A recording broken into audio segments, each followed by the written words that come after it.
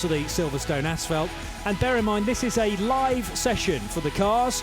A great opportunity then for British GT fans to ideally take the top deck and point their cameras in the direction of very fast, very loud racing cars that are out there practicing for today's Silverstone 500. And there you can see some very, very happy customers. I'm sure they will have not experienced a bus journey quite like this. We're all going on a summer holiday around the Silverstone 3.6 mile circuit. Plenty of smiling faces. Thankfully the sun did shine, and I don't think many of those people will ever experience something like that, or quite will again. Superb idea. Benjamin Franzovici, who is the British GT manager, the championship manager, was also part of that and on the back of the bus stop as one of the conductors, I think, giving out tickets. A great photographic opportunity, and we'll have more of that, I think. I mean, this is one of the few places you could do it, I suppose, on a nice wide Silverstone circuit. But to the slightly more serious business of the Silverstone 500, which is our fourth venue of the year and our sixth race of the year, after 2 races at Alton Park, the 2-hour affair at Rockingham, and 2 one-hour races at Snetterton have produced, as I say, a championship table that reads as follows. 101 points for John Minshaw and Phil Keane in the Barwell Motorsport, the Demon Tweaks car number 33. Rick Parfitt Jr. and Seb Morris a second, and the defending champions with a victory last time out at Snetterton, Derek Johnston and Johnny Adam in the number 1 Tom Ferrier run TF Sport car. That is third in the championship, but a little bit of work to do for TF Sport, starting from 7th position. As I say, most of the cars are Pro-Am, but there are in GT3 2 silver driver combinations, those being Alexander Sherpin and Charlie Robertson in the Century Ginetta, and this car, the 24 machine, which is driven by 2 very talented drivers. James Littlejohn, vastly experienced in historic racing, competing in things like Ford GT40s, Lola T70s. He's also done a lot of competitive radical racing as well, so the longer distance stuff he's no stranger to. His teammate, a little younger than James, Jack Mitchell, who is former Ginetta Junior champion, and he's also raced in the Ginetta GT4 Super Cup this year, in fact dovetailing that season that supports the TOCA package with this British GT Championship. And because those 2 drivers are so talented, they're both counted as silver drivers, and as a result of that, it's the slower driver in qualifying that starts the car, but they also have to carry a little bit of extra weight to equalise the field, and they're carrying 50 extra kilos this weekend. So once you factor that into the mixture, to get pole position when you're carrying 50 bags of sugar in the car is certainly to be credited. Here is the Bentley making its way towards the front row of the field, number 31 then, and this car to be started by Rick Parfitt Jr., sharing with Seb Morris, and Seb will be waiting, I'm sure, on the curbs there with Team Parker Racing. This car having already tasted victory in slightly unconventional fashion at Rockingham. Didn't finish first on the road, but after an adjustment with the results, and you'll remember a slightly controversial incident with the safety car, whereby a car that was given a 5-second penalty was waved ahead of the safety car, not being the on-the-road leader at the time. That waved Matt Griffin into a 40-second lead, but the Ferrari and the Bentley were judged to have made contact when that overtake took place, and the Ferrari was put behind the Bentley. Let's get a word, though, from down on the grid, where there's plenty of atmosphere. Here is Alex Le Gui.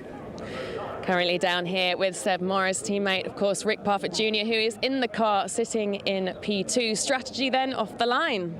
Yeah, we're just going to, Rick's going to go for it. We need to see if we can try and get into first position. We have a good strategy for this race, an interesting one, so hopefully we can stir it up a bit and pull away from the front, is the idea. This circuit does suit the Bentley. We know that you were quick here last year. You just unfortunately suffered terminal damage. Yes, it's looking to be dry this year, so hopefully we won't have that problem. Our race pace has looked good all weekend, to be honest, so I think we're in for a shout, and Rick's been ultra fast. Good, so we like to hear. Yes, they certainly seem to be in the mood. The Welshman, Seb Morris from Wrexham, he raced the Daytona this year as part of the Sunoco Challenge, won that last year and got his hands on a Dallara prototype, effectively an LMP2 car at Daytona, and really impressed plenty of people. There's Matt Nicol-Jones having a word with 1 or 2 people on the grid. Now, Matt Nicol-Jones has arrived for Sunday, having not qualified the car. They were he and his teammate Will Moore in Austria yesterday, racing as part of the European GT4. They got a private jet back from the Red Bull Ring last night, arrived in Luton at about 9 p.m, and they're battling from the back of the order in the number 62 car, 62 car I should say, with Will Moore due to start that machine. So they could be one to watch from the rear of the order. Here's another one of our camera cars. Number 88 is the Team ABBA with Roll Centre Racing Mercedes AMG. This is one of the cars with 3 drivers allocated to it. Richard Neary, Martin Short, the regulars. But they are joined by a Mercedes AMG specialist, Adam Christodoulou, who you can see there through the windscreen. So Adam's not very far away. He won't be starting the car. And the interview about to be heard, in fact, will be with Adam Christodoulou and Alex Le Guy, eager to talk to the man who's recently come from the Nürburgring, having raced his Mercedes there. Lovely to have Adam down here on the grid with us, racing in the same model that you won the Nürburgring 24-hour last year. Yep. Talk us through it. Yeah, yesterday went really well. So we got a combined qualifying of 6th, and we were quickest in the second qualifying. So I'm thinking in the race we should have a pretty good shot. So we've just got to see how it goes with safety cars. Hopefully the weather stays dry, and it's been really good how busy it is here. You can see all the people on the grid now. So yeah, it's looking good. You're making Team ABBA very, very happy. So talk us through what the setup is then for today and the strategy. Well, so I'll be in the car during the second stint and the fourth stint. Richard's starting and Martin's in third. So we just have to make sure we have clean pit stops and no penalties, and see how we end up towards the end of the race. And we are going to see you for the rest of the season, aren't we? That's the plan. So Richard that stood just behind us, he's taken a step back from the driving in the GT3, and he's going to be managing the whole project instead. So hopefully we can send him off on a high. Good. Best of luck. Thank you. Cheers. Adam Christodoulou joining Alex there, and great to hear from Adam, and also it's great to have him part of the championship. So driving this brilliantly liveried Mercedes AMG, and everyone I speak to who has driven these AMG cars say that they are such a joy to get behind the wheel wherever you're racing them, whether it be here at Silverstone or indeed somewhere with quite a bit more gradient change like the Nürburgring Nordschleife. I'm delighted to say that I'm joined by Jamie Chadwick as well for this race, so it's not just me for 3 hours. We're going to allow you to step away at certain points because there's lunch to be had, and I mean you've had quite a busy weekend as it is, haven't you, Jamie? Yeah, it's been a really busy morning. I think our first race was at 9 a.m. and just had our last one, so yeah, I'm still waking up now. That's fine. But yeah, no, I'll give you a little bit of respite today and hopefully give you a chance to breathe and watch some good racing. And of course you've driven these cars, you've certainly driven GT4 to great effect with being a former champion. Yeah, well obviously GT4 is what I know quite well, and the grid's booming this year, and just looking at the sort of racing and qualifying going on yesterday, especially around here, it's great to see. And also GT3, I think some of the pro drivers are at their best and at their peak, so it'll be exciting to watch that over the 3 hours. And did you feel like the early rounds is people just getting used to the championship, getting settled in, and also getting used to one another, I suppose, because generally speaking the AMs are out with the AMs, the pros are out with the pros, and it's about learning who you're going to be racing with. Yeah, exactly. I think a lot of new driver pairings, so they'll all be getting used to each other, and yeah, these are new driver pairings, Stuart Middleton and Will Tragertha. Thank you, Jamie. We'll come back to you for more thoughts in a moment. Here is the HHC car, and one of its drivers is Stuart Middleton. So let's catch up with how Stuart's weekend's been going so far. Stuart, you guys are pole here, GT4. Now, you were due and on for a win at Snetterton, but had an unfortunate situation. Feeling confident here today? Yes, we're feeling very, very confident as a team. We know we've definitely got really good pace for this circuit, so yeah, hopefully we can make a good race out of this one. We were just very unlucky at Snetterton in the last race, just unfortunate with getting caught up with some traffic, so yeah, hopefully we don't get any scenarios like that today, and we can go on and go on to get the win, hopefully. Good stuff, thank you. Thank you. Yeah, Stuart's been a real revelation this year, together with his teammate Will Tragertha, considering those guys were racing Ginetta Juniors last year, both 17 years old. I know it's rude to ask a girl her name, but how old are you? I'm 19 now, 19, so I'm okay. old. I'm old in compared to those guys, yeah. You are. But they've come out of Ginetta Juniors, and I went through that, and honestly, it's so much more competitive than people realise. You know, you see the kids, so to speak, coming out of it, and they jump into championships like this, and they're competitive straight away because they really are that talented, and the championship really is that competitive. So credit to Ginetta, they've really produced a lot of young buds. Yes, and the ladder system very much in place there to go wherever you wish. I suppose the slightly more sprint races that the Ginetta GT4 Super Cup offers you, which supports the touring cars, or indeed going straight into British GT, the headline event, if you like. And there's the opportunity to go into GT3 with the Ginetta as well. One of those G55 GT3 cars here this weekend being driven by Alexander Sherpen and Charlie Robertson from Century Motorsport. So this fabulous field of cars, 29 of them in total, if they're all present and correct, and certainly the car at the rear of the field, as we expected, the Academy Motorsport machine, with some work to do. That car didn't qualify, but has been given special dispensation to take part in this race. There was a bulletin issued earlier on to say that following successful completion of technical and administrative checks, Matt Nicol-Jones and Will Moore are allowed to compete. They had a horrendous day yesterday in Austria, taken out of the race through no fault of their own, so they're wishing that their good fortune begins here in Northamptonshire. The green flag is being waved then, and this is the chance to see all of the cars working their way off the grid and into Copse Corner. This is the point where the adrenaline starts to flow then. And first of all, first job, I suppose, is to make sure you get your car off the line. They won't have to do this when these cars come back again in 3.6 miles' time, because it will be a rolling start with the Macmillan Aston Martin car of Jack Mitchell to start that car and hand over to James Littlejohn after the first stint. We're expecting cars to stop, well, roughly speaking, every 45 minutes. They have to do 3 mandatory stops, and that must contain refuelling and a driver change.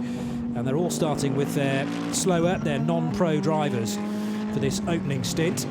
Not as treacherous as it was 12 months ago, though, where the rain poured down. Here is the grid then, with James Littlejohn and Jack Mitchell locking out the front row with Rick Parfitt Jr. and Seb Morris yesterday. Duncan Cameron and Matt Griffin start their Ferrari 488 from 3rd position alongside the championship leading Lamborghini Huracan of Phil Keane and John Minshaw. Then it's the second of the Bentleys, Loggie McLeod, ahead of the Mercedes, the 3-driver Mercedes, Adam Christodoulou we heard from on the grid. Aston Martin number 1, defending champions of Derek Johnston, starting the car, starting with Johnny Adam from 7th position, Liam Griffin and Sam Tordoff in 8th.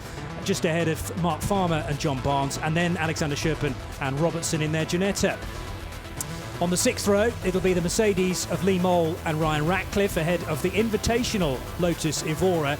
Ginetta G55 is the pole sitter in GT4. We heard from Stuart Middleton, he shares with Will Tregurtha. And then another invitation car, the Toyota GT86. More GT4s though. Will the win come from a McLaren? Well, it might do. Sandy Mitchell and Kieran Haggerty stand a strong chance.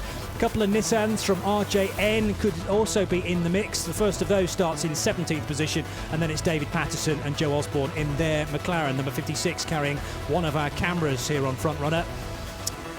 The rest of the grid, we have Akhil Rabindra sharing with McDonald in another McLaren. The only Porsche Cayman GT4 of Nick Jones and Scott Malvern will start from 22nd, and a plethora of GT4 Ginetta G55s. The 46 car is a new entry for this year, starting 24th with Aid Barwick, the twisted car, great colours on that machine. We have Will Moore and Matt Nicol-Jones at the back of the order, but they are in a slightly false position, having not set a time in qualifying yesterday. So 30 cars indeed to kick off the big event of the year, Jamie, and you will have taken part in the Silverstone 500 in the past. This is really a very strong event, isn't it? Yeah, it's amazing. I think to have 3 hours, it's the only 3-hour headline event of the British GT calendar, and it was always my favourite over the last couple of years. And I remember my year, I think there was rain, dry rain, and it just was a mix completely throughout the whole race. And yeah, we can see the cars now on their warming up lap, they're starting to get into formation ahead of the 3 hours, so they'll hope their tyres, everything's all set, and the AMs, so to speak. I say they're AMs, but they're actually pretty quick guys, especially at the front. We'll be getting ready now. What sort of emotion is going through the drivers at the moment? How do they feel on the Wellington Straight now, heading for a start? I think at this point it's absolute focus. You don't even think about anything else other than just getting on it, knowing exactly what you want to do at turn 1. It's a rolling start, so it's a little bit sort of more predictable sometimes than standing starts, and I think especially guys on the front row just want to get away and get gone ahead of Mackett and Beckett's.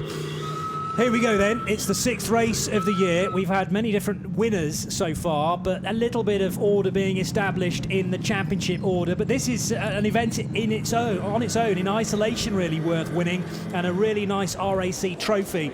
Also part of the victory spoils as well. Who will get the best of the getaways between the two cars on the front? Will it be the heavier Aston Martin carrying those extra 50 kilos, or will it be the Bentley, then number 31? We're going to go round, I think, for an extra green flag lap as we're underway. Or is this the race start? No, this is the race start, and we're heading down towards Copse Corner then with a really great getaway for the number 31 Team Parker Bentley that will lead for the first time into Copse Corner. So what happened with the Aston Martin, I wonder? The Macmillan AMR Aston Martin, perhaps because it carries a bit of extra weight, just couldn't get off the line as readily as Rick Parfitt Jr. It is Jack Mitchell at the wheel of that number 24 car that looks very much like the Hesketh Formula 1 cars of old.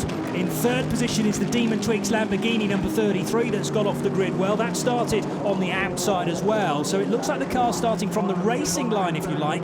The outside line, the grippier side of the grid, seem to have pushed on and are first and third positions. There's the 7 car started by Ian Loggy, the other Team Parker Bentley in 5th position as the cars work their way out of Stowe Corner for the opening exchanges. It was a clean start, but as I say, the Aston Martin really struggled to get off the line, Jamie. Yeah, it looked like Parfitt just caught Jack napping there. I think, the lights go out and you're racing straight away, so Rick was really on it there, and he's going to have a sort of tough job now to try and keep the mighty fast Jack Mitchell behind him, but looking forward to seeing how this unfolds. I remember speaking to Rick last year, and he said that the stint that he did in the rain was one of the most horrendous he'd ever taken part in, but he kept the thing on the road. He lost places, but I think the key is to make sure you're still in the mix. Sadly then, Sed Morris had an incident later on in the race which meant the Bentley was damaged beyond repair, but this in the opening few corners is very, very tight indeed. Adam Christodoulou's there in the ABBA with Roll Centre car, and it's not Christodoulou starting the car, of course. We have it's Richard Neary, beg your pardon, that started the 88 car, Richard Neary, in 6th position. But he is gaining places, and into Brooklands Corner they go for the first time. So Jack Mitchell dropping a place to Rick Parfitt Jr., who will lead the opening 3.6 mile lap. There is the 100 GT4 leader with Kieran Haggerty at the wheel. So what's happened to Will Tregurtha in this opening lap? I beg your pardon, it's Tregurtha that slipped behind the 100, isn't it? Yes, so there's the 100 in shot, then the 42 just behind. So Tregurtha's lost 2 places, I reckon, in GT4. So it's quite a bit of shuffling in the opening lap for both GT3 and GT4. Now the race can start to establish some kind of an order, Jamie. Yeah, exactly. It's already started to spread out a little bit, but GT4 is very much hot, and you've seen the 100 car get into the front of the pack there, but the way that the bop is the cars are so different throughout the lap, and especially the Ginetta's really good through this tight twisty stuff, and the Aston as well right up behind looks pretty good as well, where the McLaren seems to struggle. So McLaren needs to stretch its legs down this straight and try and get his head down, because he's got a huge train of cars ahead behind him. Tremendous fight in the early stages for GT4. The best thing is to perhaps be out of it and in a different class, which is what exactly the Toyota GT86 is. That's an invitational class, as here is a move for the race lead then within the class, and the 42 car diving up the inside. So this could be a well-timed manoeuvre from Will Phillips in the Great other move. Yeah, if he can get it done. The problem is the next corner is a left-hander, and the McLaren is still there. Presumably Haggerty will be as late on the brakes as he dares in the 100 machine. But that was a superb move, as you say, for the 42 car, the team car within the Macmillan squad, and indeed Haggerty stayed ahead. So, but that 42 Aston Martin clearly carrying good speed, running out of the same stable as the 2nd place car. 3rd position there is Will Tregurtha for HHC in the number 55 car, and then 4th in the sequence is Kelvin Fletcher in our camera car, number 54, which is the one of 2 Nissan 370Zs run by Ultratech Racing Team RJN, Bob Neville's outfit. So if the future for British GT is to be GT4, this promises much, because this is certainly the thing we've had for most of the year. GT4 fighting amongst themselves very readily indeed. They are nose to tail. 5 cars all in the same shot there, and the little Nissan gaining a spot there on Will Tregurtha, who for his opening stint isn't quite on the mark with the McLarens and the Nissan. Yeah, it looks tough for Tregurtha there. I think the Ginetta really struggles in a straight line in comparison to, say, the Nissans or the McLarens. So in these opening laps when they're close, it's hard for him to fend off positions, but I'm sure as the pit stops start to come round and it starts to spread out, they'll claw their way back up. Yes, and that's the beauty of endurance racing, is there are various swathes to the race, various bits to it, and certain areas can favour you. It might be a tactic, of course, for HHC just to make sure they stay with the top 5 but don't push too hard too early.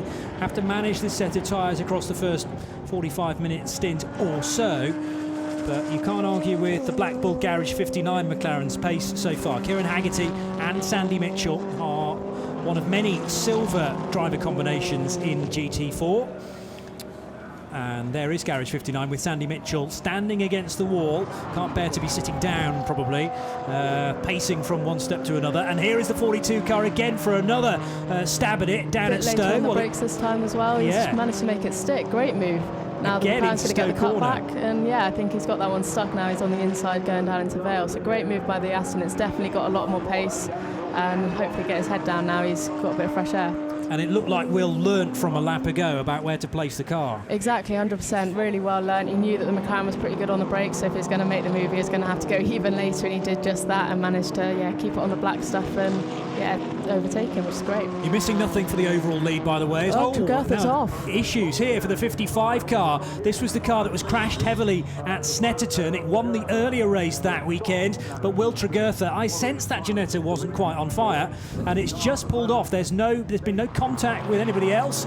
It's just slowed, and now it's trying to find a way back maybe to the paddock, but that looks like maybe game over for the 55 very, very early on in a 3-hour race, Jamie. I'm gutted to see that, actually, because I think their potential was huge around here, and to see them out this early with the mechanicals, sad to see, but I think if he can get it back to the pits, anything can happen as we see the GT3 leaders start to catch up with the GT4 cars now. Already, yes, and this is a sign of things to come, because as soon as you catch the back markers, you'll be fighting with slower speed traffic for the rest of the 3 hours, arguably, but that is crucial as far as the GT4 Championship's concerned. Will and Stuart came here on just less than a 10-point lead, and after exclusion at Snetterton, it looks like at this stage it's going to be a DNF, but we'll have to wait and see whether the 55 car rejoins. More battling within GT4, side by side, and the Kelvin Fletcher driven Nissan gets ahead of the 100 car. So Will Phillips did it at Stowe, and that is for second place in GT4. So we've said the McLaren looks good in the hands of Kieran Haggerty. Kelvin Fletcher finding even more pace, though, in the 370Z. Yeah, I think the McLaren seems to have lost a bit of pace this weekend, but obviously Sandy Mitchell's yet to get in that car, and as a silver-silver pairing, those two don't get much quicker. So again, as we said earlier, by the end of this race, it could be completely different as soon as they've had both drivers at it. And that's the thing we should remember, because obviously within a Pro-Am, the difference... Oh, and a big spin here for... That's Neary, isn't it? Richard Neary and the Mercedes-AMG being pressurised by Ian Loggy in the Bentley. The Bentley's gained the spot, I think, got through without being tagged, but that was up to a very fast corner, Abbey.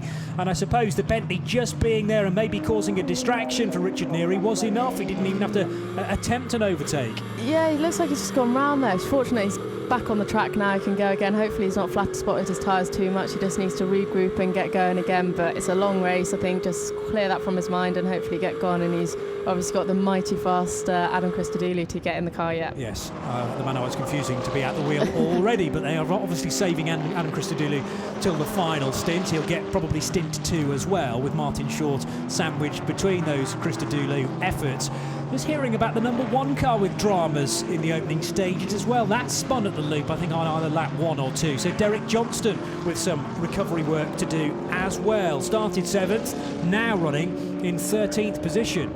So in amongst the GT4s, actually for position rather than needing to lap them. Yeah, I completely mistook that. I thought he was coming around to lap them, but obviously you've spotted that he's had a bit of an off and got back going again and coming back through the GT4 pack. So that's unfortunate for him, but again, Derek's, when he's got everything together, is mighty quick as well. So yeah, he's going to hand over to Johnny Adam later, so no doubt that car's going to go forward pretty quick. Yes, and the joy for us is that we get to witness Johnny Adam in the car on 2 separate occasions for stint 2 and stint 4, probably, unless things like weather intervene, and that will again mean that the strategy has to be rethought and we go to plan B, C or D perhaps. There's the race leader then, Rick Parfitt Jr., heading out of the club corner.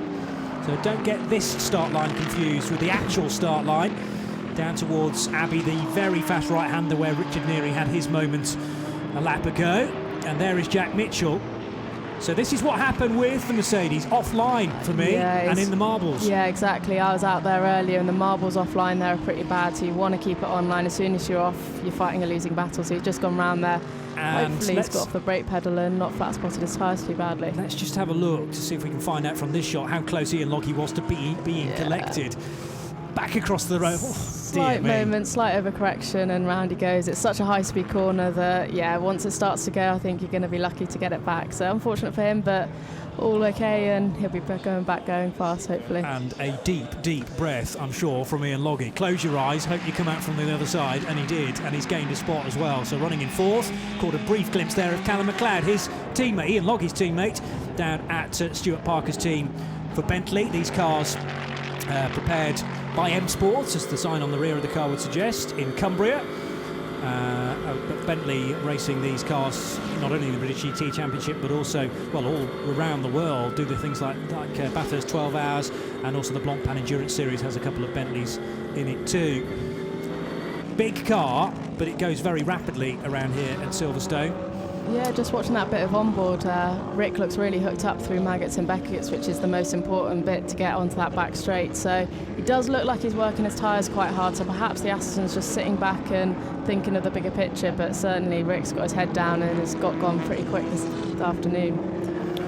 And you would think that once Seb Morris gets at the wheel of that the Bentley, and you get a driver change within the number 24 Aston Martin as well, pace will probably be fairly similar between Morris and James Littlejohn. So that's going to be an interesting battle as well to feast our eyes upon. Here are two McLarens, one of them being the 72, one of them being the 100.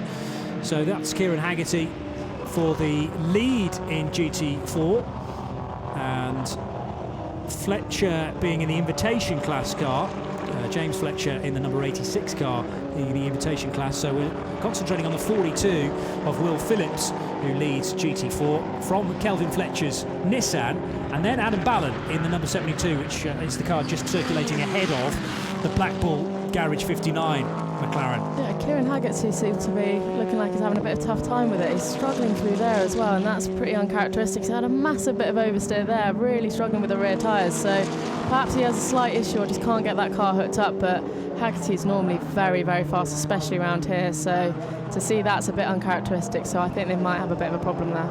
This is Akhil Rabindra, who is fourth in GT4, fighting with David Pittard for Lannon Racing. So they are very close to one another again. The Lannon Racing car actually losing a bit of time there as the Matt Nicol-Jones and Will Moore car comes through the order. Now, who do we put at the wheel of the Academy Motorsports Aston? Will Moore, who is gaining quite a bit of ground. They started stone last, remember. Well, up to 5th position, I make it in GT4 now. This has been a good drive for Will Moore in car 62, and he has ahead of him now Akhil Rabindra, having got by David Pittard. So just goes to show you don't even have to qualify here to go well. I'm sorry, I'm getting the two Blackpool McLarens confused between each other. I'll be doing that all race long. Far too similar looking. You're going to have to change those up a little bit. We'll put the order in.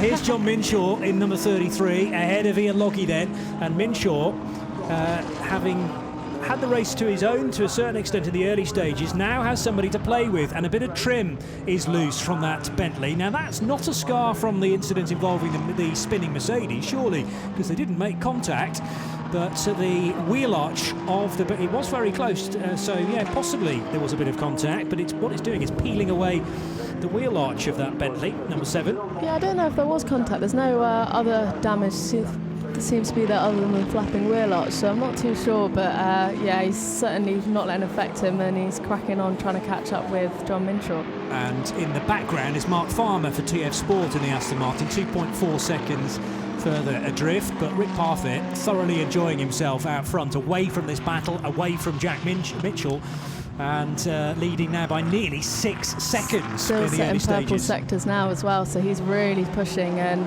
as long as he's got the tyres underneath him, he should be fine. But yeah, I think he's really enjoying this opening stint of the race.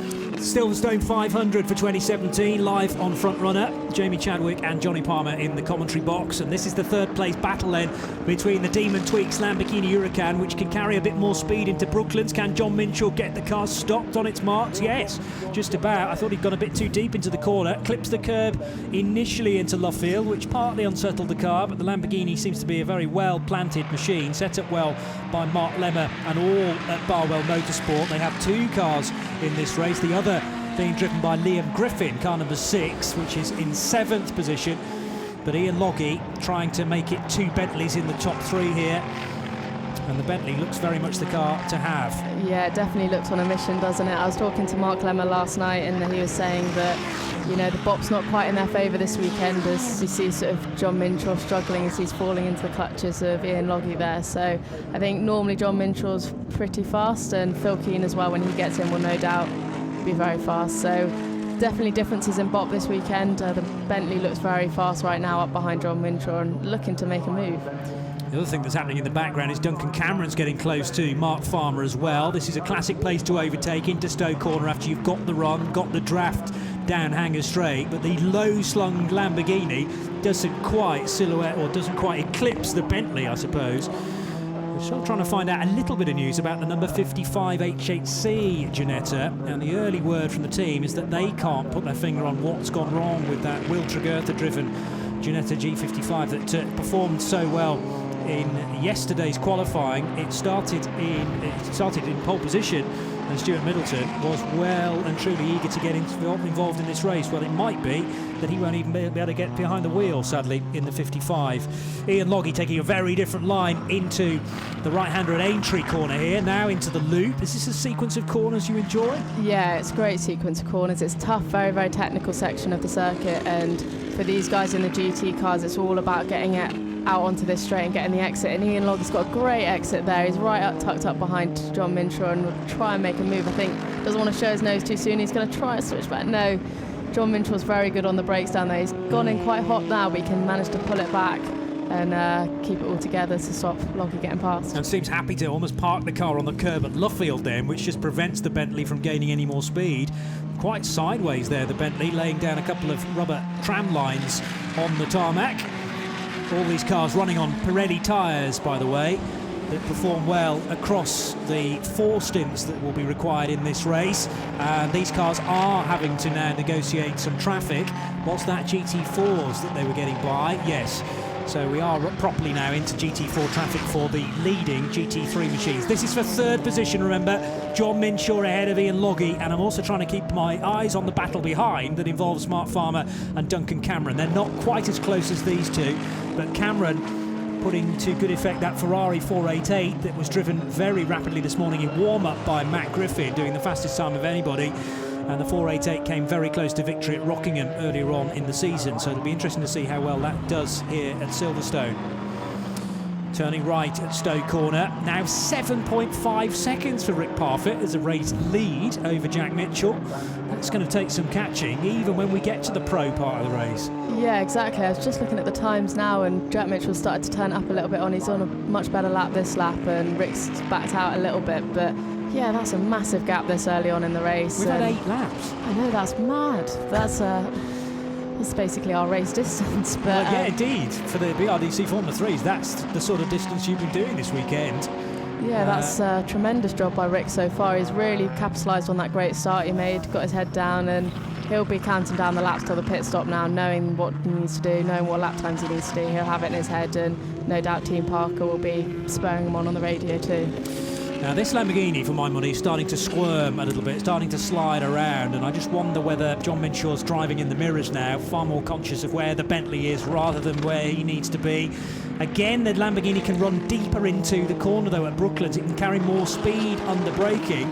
There is a Ultratech Nissan 370Z to be watchful for, but that car easily overtaken. That's the Richard Taffender-driven Ultratech Racing Team RJN 370Z. The other car, slightly better place, well, very much better place, leading its class, second in its class rather, behind Will Phillips in the 42.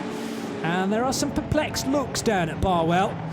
They maybe think they're living on borrowed time here because the Bentley seems to have the measure of the Lamborghini, but following it at close quarters is one thing. What Ian Loggie's got to do is try and find a way by. And it is tricky here. Stowe, a great opportunity, and at the end of the Wellingtons, basically the end of both long straights is the Bentley's best opportunity. Those are the spots where John Minshall looks really good on the brakes, and it's making it very difficult for Ian Loggie to really make a move. And Loggie's just trying to hound him, trying to force him into a mistake, but John seems pretty unflustered. And whilst this is all happening, Ian's just going to be losing his tyres, just sat right behind in the dirty air. So yeah, John's doing a great job trying to keep him behind, and he's good in the places where he needs to be. So I think if Ian can force him into his mistake, he should be all right. Derek Johnston's made his way up to 11th position now in the recovering number 1 Aston Martin. And behind these two for 3rd and 4th, Mark Farmer's checked out a little bit from Duncan Cameron, because Cameron's now far more got his hands full with Liam Griffin in the Lamborghini, and there is that battle for 6th and 7th spots then. So Ferrari versus Lambo, the sister car to John Minshaw's Demon Tweaks machine, and John Minshaw again driving the wheels off that car, but it looks to be well settled, as the 33 car is as well. Good on the brakes, good through the fast sweepers, as there is a car off there. That's one of the Team Hard machines that has come to a halt. Sam Webster car, I think. That's a shame to see, as they had a bit of an unfortunate race at Snetterton, and they're quick pairing, so massive shame to see another Ginetta off, unfortunately. Yeah, well, I think you're right in calling that as Sam Webster, sharing with Matt Chapman, who may not get a drive either, similar to Stuart Middleton.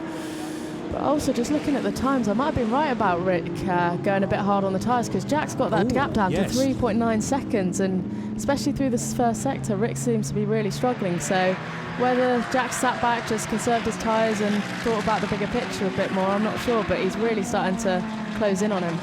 Lap 10 looks good. He lost some time in the first sector, but I think much of that time was probably lost on lap 9, the previous lap, so I can't tell you whether he's had a moment or not. This is the lead scrap for GT4, with Will Phillips ahead of Emmerdale soapstar Kelvin Fletcher, making the move from the British Touring Car Championship into British GTs. Now, this is traffic certainly coming into the equation, with Nick Jones in the Porsche Cayman, the GT4 Club Sport car from Team Parker. You would think that maybe the Team Parker GT4 car might try and do Stuart Parker's Bentley a bit of a favour there. It's not suggesting anything untoward, but it perhaps delayed the Lamborghini a little more than the Bentley Continental in the single file part of the circuit there, through Maggots and Beckett's, and Mark Farmer is right with them once again as well. So we now have a 3-way dice for 3rd, 4th and 5th positions, with the blue and white TF Sport Aston Martin joining this 2-car train. And I think I just saw Duncan Cameron trying to go for a move on Mark Farmer as well. No, he's a bit further back now. So, yeah, I think if he can buy into this as well, he could have a 5-car battle, which should be pretty cool. I think that's the Tolman McLaren, which needs to be somewhere when it works its way through Club Corner. But clearly, here goes the Bentley up the inside. Great move. Very, very brave indeed. Move. And we know, Ian Loggie knows exactly how badly wrong that corner can go, having watched Richard Neary loop it. We're not quite at the loop, but there goes Mark Farmer, I think, about to get by John Minshaw as well. Minshaw well and truly off his stride. Back up the inside though, good move back. But yeah, fantastic move by Loggie there. He really sort of knew that he had to capitalise on that GT4 traffic, and great move as Cameron also buys into it on Farmer, and this is turning into a fantastic battle. Something had to give in this, didn't it? And it well and truly has now. Loggie coming from a long, long way back, but John Minshaw saw him coming. The other risk for the Lamborghini was that he was then out on the marbles, where there's very, very little grip. So we've got Lamborghini slipping to 4th position, Bentley to 3rd, Aston Martin of Mark Farmer still there in 5th position, and then in 6th place is the Duncan Cameron driven Ferrari. But the distances between the cars have changed an awful lot. Cameron was all over the curbs at the loop, he's all over the curbs at Woodcote as well, but that's given him the inside line down towards Cops Corner, and surely the Ferrari will slot through then into 4th. No! Oh, great move by Mark Farmer to hang around the outside there, very brave. But yeah, they're side by side going to Maggots and Beckett's, and it's going to be who's going to blink first. Down to the quick left-hander, and finally Duncan Cameron will cement that position. So that took about 4 corners to get sorted as well. This is great racing down in the lower order of the top 6 within the British GT Championship. We might have a gap of almost 4 seconds for the race lead. It was nearly 8 seconds last time we checked, but lap times since then for Rick Parfitt look to be clean and tidy. However, the scrap for 3rd, 4th, 5th and 6th, this is what's going to keep us entertained for the opening half an hour. Down towards Stowe Corner goes Liam Griffin now, and is he going to pick off a position on Mark Farmer? It's a battle for the lead in GT4 now. got Calvin Fletcher doing a fantastic job, given that Kelvin's a bronze driver, new to racing only in the last few years. I spoke to him earlier and he's loving British GT, but yeah, I think now he's hounding Will Phillips, who's no doubt a silver driver. He's doing a very, very good job, so credit to the Nissan and their team that they're sort of really getting on it and trying to fight for the lead. And this car being shared with Struan Moore and Tim Eakin, so it's another car with 3 drivers to its name. And right behind we have some pretty quick GT3 cars, because there is Jack Mitchell, and there you can see the 2 Macmillan cars, the Macmillan AMR Aston Martins. The GT4 they ran last year, they've made the step up to GT3 for 2017, and you'll be able to see the difference therefore between a GT3 and a GT4. I go by the monstrous rear wing on the back of the GT3. That's the big noticeable thing, but if you go and look at them close, there are quite big differences, and this GT4 is basically a road car. It's literally as you buy off the road, 90% of it is a road car, I think, so yeah, it's pretty cool, and it goes well on circuits like this, but as you can see, it just really needs to slow the car down more for the high-speed stuff to get it out. It seems a lot heavier and a bit more of a slog through these kind of high-speed corners in comparison to the Nissan of Calvin Fletcher here. Now let's go back to your GT4 days. You're battling for the lead, you've got a car right behind you within your class, and then the leaders in GT3 are coming through. How aware of them are you, and how much space can you realistically make for them? It is tough, and I always found quite often when you're out with the pros, it makes a big difference because they're just lunging you under brakes, so you know that when they're going to do you. Quite often you have to sort of place your car a bit differently to show that you're going to turn in, or just show them what your intentions are so there's no confusion. But yeah, it's the worst feeling in the world when you come together with a GT3 car, because you know you're fighting different races. So I think for these guys, they've got to get their heads forwards, and for Phillips there, he's got to get his head down without looking in his mirrors too much, but every time he looks in his mirrors, he's going to see this Nissan beaming down on him. So yeah, he just seems a bit tail happy there. It just seems a bit of a slog, this Aston. It's all right in a straight line, but seems a bit of hard work through the high speed, so the Nissan really is got the edge on performance. And it hasn't taken very long for Bob Neville's cars to get up through the order. They didn't qualify quite as well as they are running in the race, and they may have been set up to perform well in the 500, Silverstone 500 for 2017. A little bit more news on what sounds like a proper retirement now for the number 55 HHC Motorsport unit, and that's a drive shaft failure so early on in the race. So bitter luck for Will Tregurtha and for Stuart Middleton. And the HHC team as well, they work incredibly hard, based off in Yorkshire, come down this weekend, so yeah, very unfortunate for them. And it's Charlie, isn't it, that runs that team? Yeah, Charlie Kemp and Jodie Hemmings, new to GT racing this year, but incredibly experienced team. So yeah, very unfortunate for them as their championship hopes are starting to slip away, unfortunately. Was that the number 6 car going a little slowly Looks out like of the yeah. loop? It's lost ground with Mark Farmer, the car that it was battling with, and Richard Neary is maybe a bit closer now after his spin earlier on in the race. There's the 501 car that is new for this round, because Mike Robinson and Graham Johnson deciding to ditch the old Ginetta and go the way of the McLaren. The number 6 car has just had a spin, so it is recovering. I'm not sure whether that was an assisted spin or whether Liam Griffin did it all on his own. Huge chunk of rubber being thrown up there as Griffin goes slightly offline. And there's an example of, you know, as the rubber wears from these Pirelli tyres, it's got to go somewhere. It doesn't just evaporate into the air, and you get these huge globs of rubber offline. That's what we talk about when we mention marbles. Yeah, exactly. And you run slightly offline, whether it's to get past traffic or anything, and suddenly you get a lot of vibration through the wheel, and it really does affect the handling. So you've got to try and get rid of it as quick as you can and ultimately avoid going onto it, but sometimes you can't help it. And just, yeah, we're seeing this lead battle now in GT4, and I think Phillips definitely seems to be struggling a bit on the braking because he goes defensive in areas it doesn't necessarily need to, so maybe he just thinks that he's a bit earlier on the brakes, but they've got to worry about these GT3 cars hounding down on them now. And again, Ian Loggy and the driver behind John Minshaw have to also be aware that the GT4 cars aren't as manoeuvrable as the GT3s. The GT3 carries so much more aerodynamic, and also the speed out of Club Corner is phenomenally different,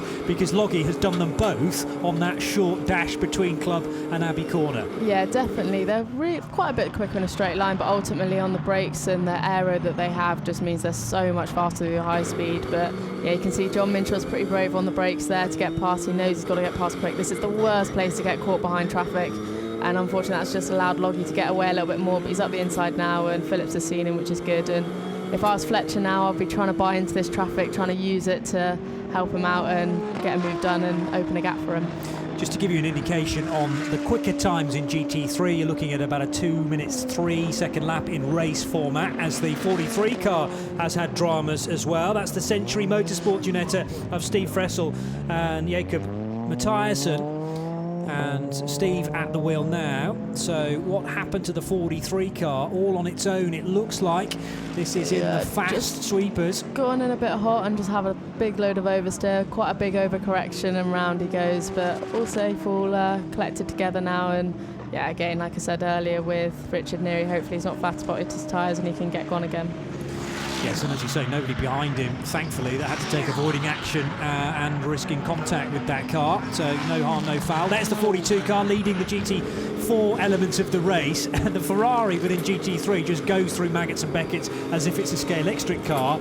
The GT4 car is moving around so much more. Yeah, that's quite common, that big rear wing. It's not there to look good, it does actually do a lot, and especially the more speed you end up ploughing through there. We'll see with the pros later as well, the amount of speed they can carry through there and the aerodynamics that allows the car to sort of activate is incredible. And yeah, we're watching these guys just fly past these GT3 cars like their GT4 cars, sorry, like their chicanes. Yeah, and under braking there, Mark Farmer able to pick off the second place car of Kelvin Fletcher within GT4, and Farmer thought about making a move there on the Macmillan AMR car at Club Corner, decided though that things were going to get rather tight if he had seen that manoeuvre through, and there's plenty more space on the exit as they head past the wing building. There's Will Moore, started at the back of the order, but he's now very close indeed to Adam Ballon, and there's been a positional change on this lap actually, with Ballon slipping to 4th position in class. Kieran Haggerty in the number 100 McLaren, the Blackpool car, as here comes Will Moore from a long way back. Very, very good move. And again, you're pushing that car, the opponent, slightly offline where there's less grip, and also coming, as I say, from so far back. That was the Ian Logie source of overtaking, you could say.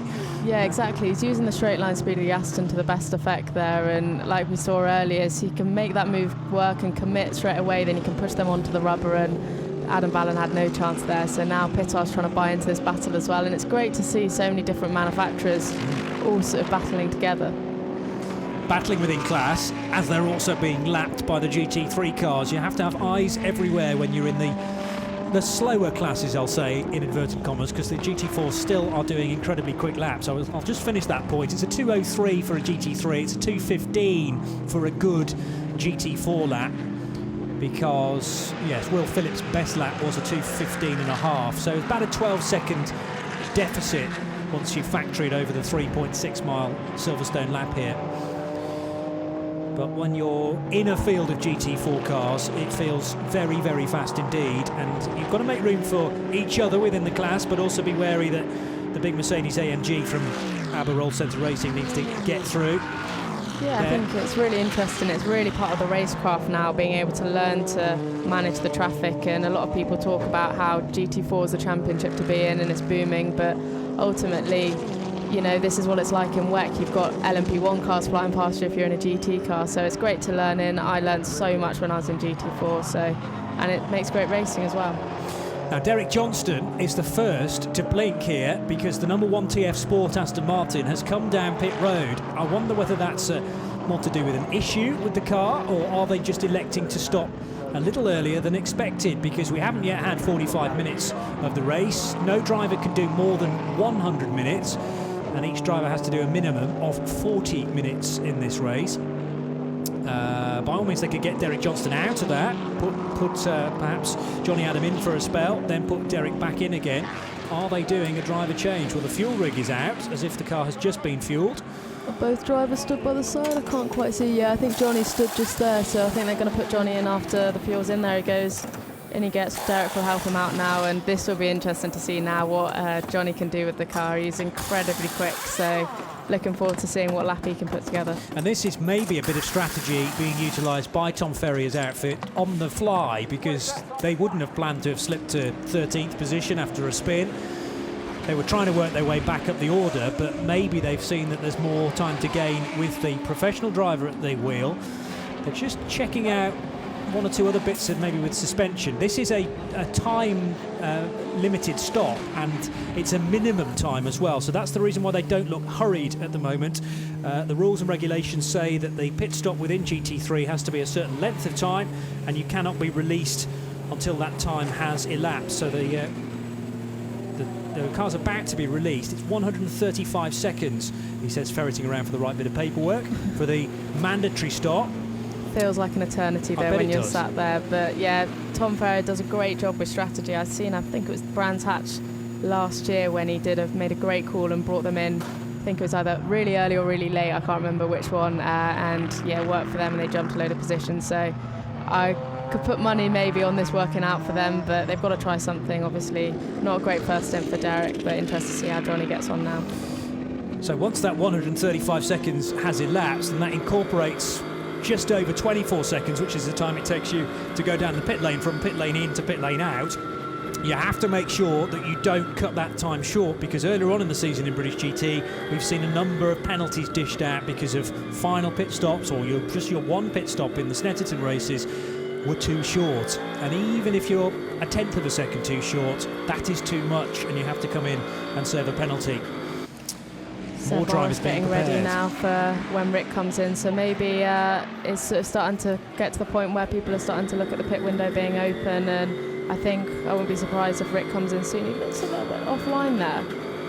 Well, this is Rick, and he's decided to do another lap. The team have decided to do one more lap, so it might be at the end of lap 18 that we see the number 31 Team Parker Bentley in for Seb Morris's first exposure to this year's Silverstone 500. This car qualified well yesterday with the aggregate time impressive for a Pro-Am outfit. They managed a 4 minutes 3.665 once you'd added Rick and Seb's time together. Couldn't match, though, the 4:03.5 that both Jack Mitchell and James Littlejohn did. And there is Johnny Adam then, having been installed in the TF Sport car. Let's see what Johnny Adam can do in this stint. He's just overtaken the new McLaren, but let's hear from the man who's just stepped out of this car. That's Derek Johnston, who's down with Alex Legree.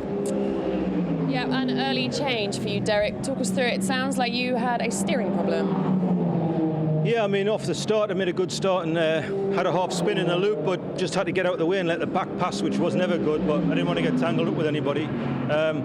Fought back through the GT4 cars on the first lap, which is just a mission, just such hard work, and everything was fine, and we were making good ground, we're doing good lap times, and then just on that last lap there I thought I had a puncture. The steering was really, really difficult, like a front puncture, so I called it, we come in and change and made an early stop and, you know, see if it was a wheel or a tyre, but I mean, I've had no contact with anybody, so whether it's picked something up off the track, you know, that can happen easily. Frustrating result. Thanks. And a chance to see the spin again for Derek Johnston, but a strange one. I would want no one else but Johnny Adam to get on board the car to work out what's wrong with it, I think. It might be something that's cured by a new set of tyres. Let's turn your microphone on. There we go, Jamie. Yeah, exactly. I think, yeah, you never know what. He might have picked up something. Quite often it's difficult to get pick-up off the tyre quickly. So, yeah, like you said, if anyone was jumping in, you'd want Johnny, and he'll feed back to the team within a few corners, no doubt. And let's see what lap time he does, but no doubt he'll be able to report back to the team if there are any issues. So the Bentley is in from the race lead. This is the M Sport, Stuart Parker Racing Bentley Continental. Rick Parfitt Jr. still at the wheel at the moment as the fuel goes in, and then the team will launch into action, because you can't change tyres and do your driver change at the same time as the fuel goes in. The fuel must be in isolation.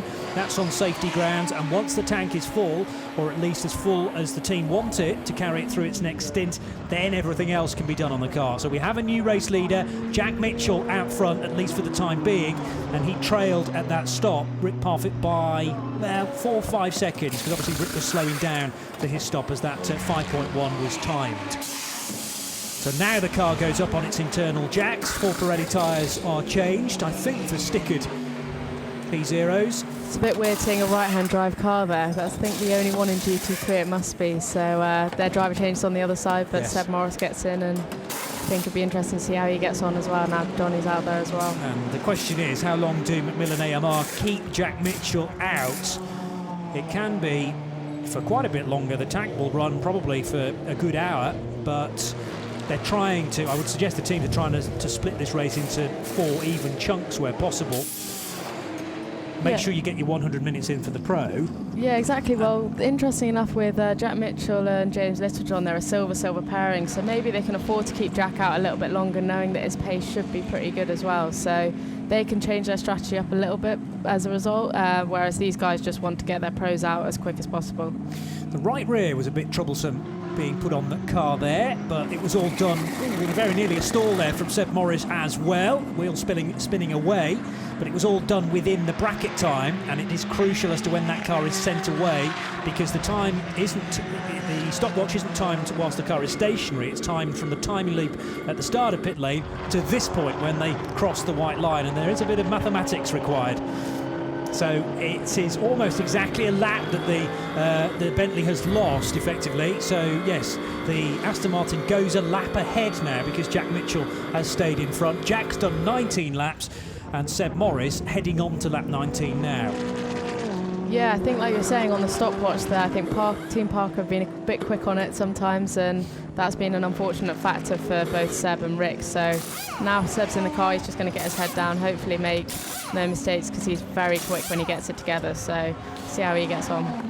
GT4 stop. Now this is one of the GT4s that doesn't have the centre lock wheel, so rather than having a wheel gun that just loosens a centrally mounted wheel nut effectively and you get the wheel off in one fell swoop, this is 5 individual wheel nuts, which just is a bit of a faff, let's face it. It is, and as a result I'm pretty sure the GT4 pit stop time's a bit longer to allow the teams or the cars with these different wheel nuts a bit more time to get it done, because I know the Aston's the same. It's only, I think, the Ginetta, McLaren, and possibly the Lotus, definitely the Lotus. So yeah, they're the ones that definitely have the centre locking wheel. They can get their pit stop done quick, but he's going to have to sit still for a long time anyway. So yes, the McLaren, as you say, is the centrally mounted wheel nut, but the Nissan certainly not, and that well, just reminds me of when I last took my road car in to get a tyre changed. It does take quite a while to even get the thing off and the new tyre on the wheel. Thankfully they're not changing actual tyres onto new wheels, because the wheel and tyre comes all together. Now what is happening here? Because there is concern underneath the hood for the Nissan, underneath the bonnet, the front engine car, of course, for the 370 set. A slight oil leak, yeah, they're just topping up with oil, which is a bit strange. I'm very surprised they're doing that. So obviously with that Nissan they've got a little bit of issues, maybe something on the dash is coming up about something like that, so just topped it up. They've got enough time to do it, fortunately. They don't look even too rushed now, but get the bonnet down and get them away, hopefully. Yes, because the car is in the pit lane in GT4 for just under 3 minutes. 170 seconds is your minimum pit stop time for GT4. It's sent on its way. The Lollipop Man was a little impatient there, so I think they might have been getting quite close to the envelope. Yes, we think Stuart Moore, so we got another Moore, unfortunately, to confuse us on the timing sheets, but Stuart Moore's jumped in it, and he's done literally no laps at all apart from qualifying in this car. So very, very quick driver, but he's going to be learning every lap, and no doubt he's going to be on front-running pace after a few. Stuart Moore, who's done some single-seater racing in Japan in recent years. I remember interviewing him, I think racing one of the cars that you are racing this weekend at Snetterton a couple of years ago as well.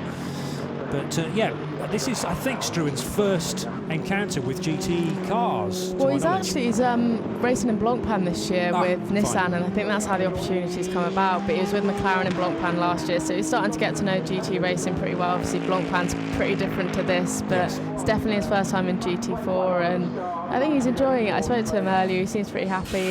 He's obviously not done much in the car, but I think he's just enjoying being in a race car at Silverstone GP. Just to go through the minimum drive times required for predominantly all the teams are running 2 driver entries, apart from the Struan Moore car, which has Kelvin Fletcher and Tim Eakin. So that's a 3 driver lineup in car 54.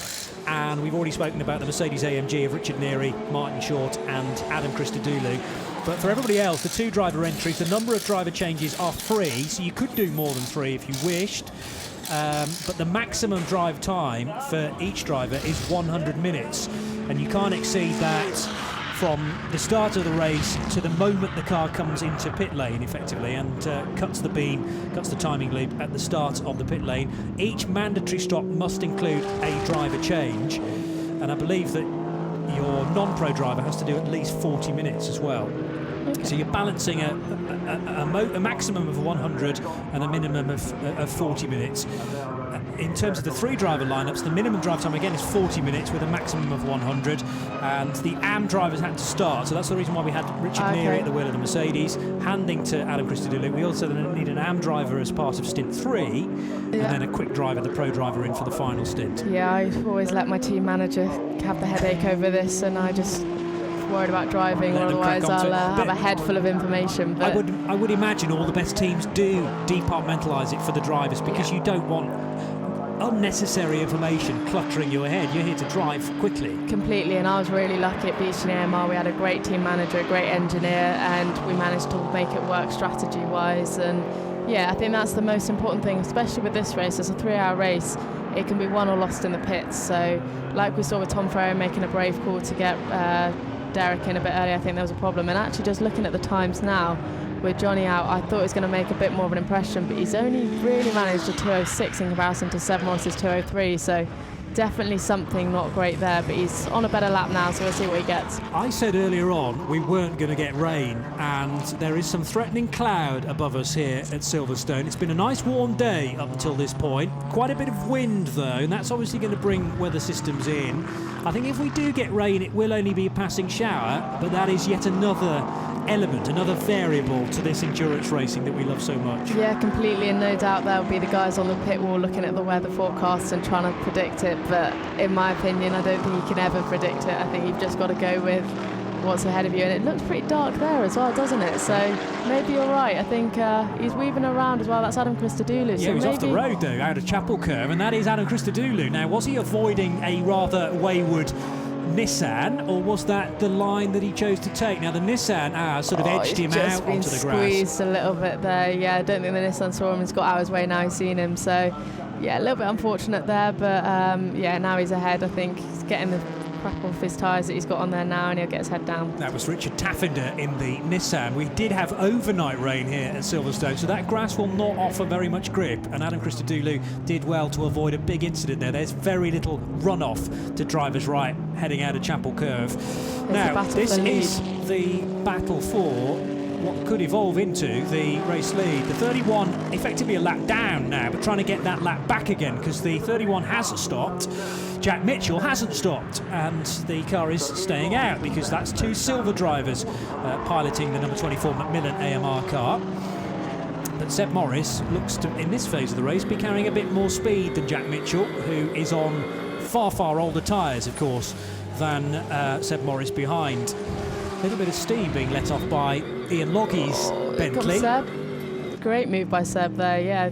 Just worked out that Jack didn't quite have the tyres on him and got the move done, and Seb getting held up too long. So now he can get through this GT4 traffic and really start to make a gap between himself and, well, what will be now the battle for the lead when the pit stops work themselves out. Yes, when everything untangles itself, and it's always tricky to call a race when you've got some cars that have stopped, others that haven't. Jack Mitchell, I'm sure, can't be far away from making a pit stop, because we're almost up to 50 minutes now in the Silverstone 500 for 2017, and that is just a bit of, yes, it's just, I think, a bit of steam coming away from the very large engine that these cars have. Twin turbocharged 3.8 litre for the Bentley, very much a front engine car, versus another front engine machine, the Aston Martin. But we have mid-engined Ferraris in this race. No GT3 Porsches, but the GT4 Porsche is out there. Rear engine's a club sport car, and this driver change taking place. Callum McLeod getting on board then, having helped Ian Loggie get out of the number 7. So Seb Morris having set now the fastest lap of the race on newer tyres, newer Pirellis. And Jack Mitchell last time around did a 2:06.9 compared to a 2:05.2 for Seb Morris, so he is finding bag loads of time at this stage in the race. About to send Callum McLeod out, but there's concern about the positioning of the car here, just wheeling it back into the box properly and then sending it out. That's because the Cayman that I was talking about a moment or two ago, Nick Jones and Scott Malvern's car, was being seen to by Team Parker again, just ahead. So they've got 2 Bentleys and a GT4 Porsche this weekend, as they have had all season.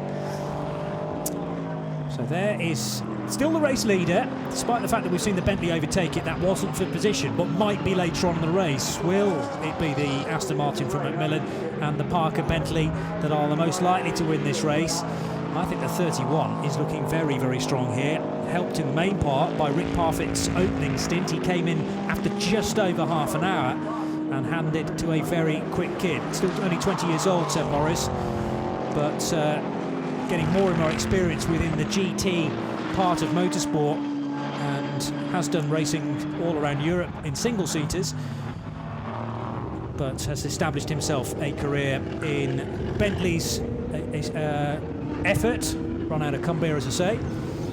So Jack Mitchell heading John Minshaw and Cameron. But let's get a little bit more news from the pits at this stage of the race from Alex. Yeah, here with Rick, who is absolutely on fire. Your car likes this circuit, doesn't it? But an early pit stop, was that strategy?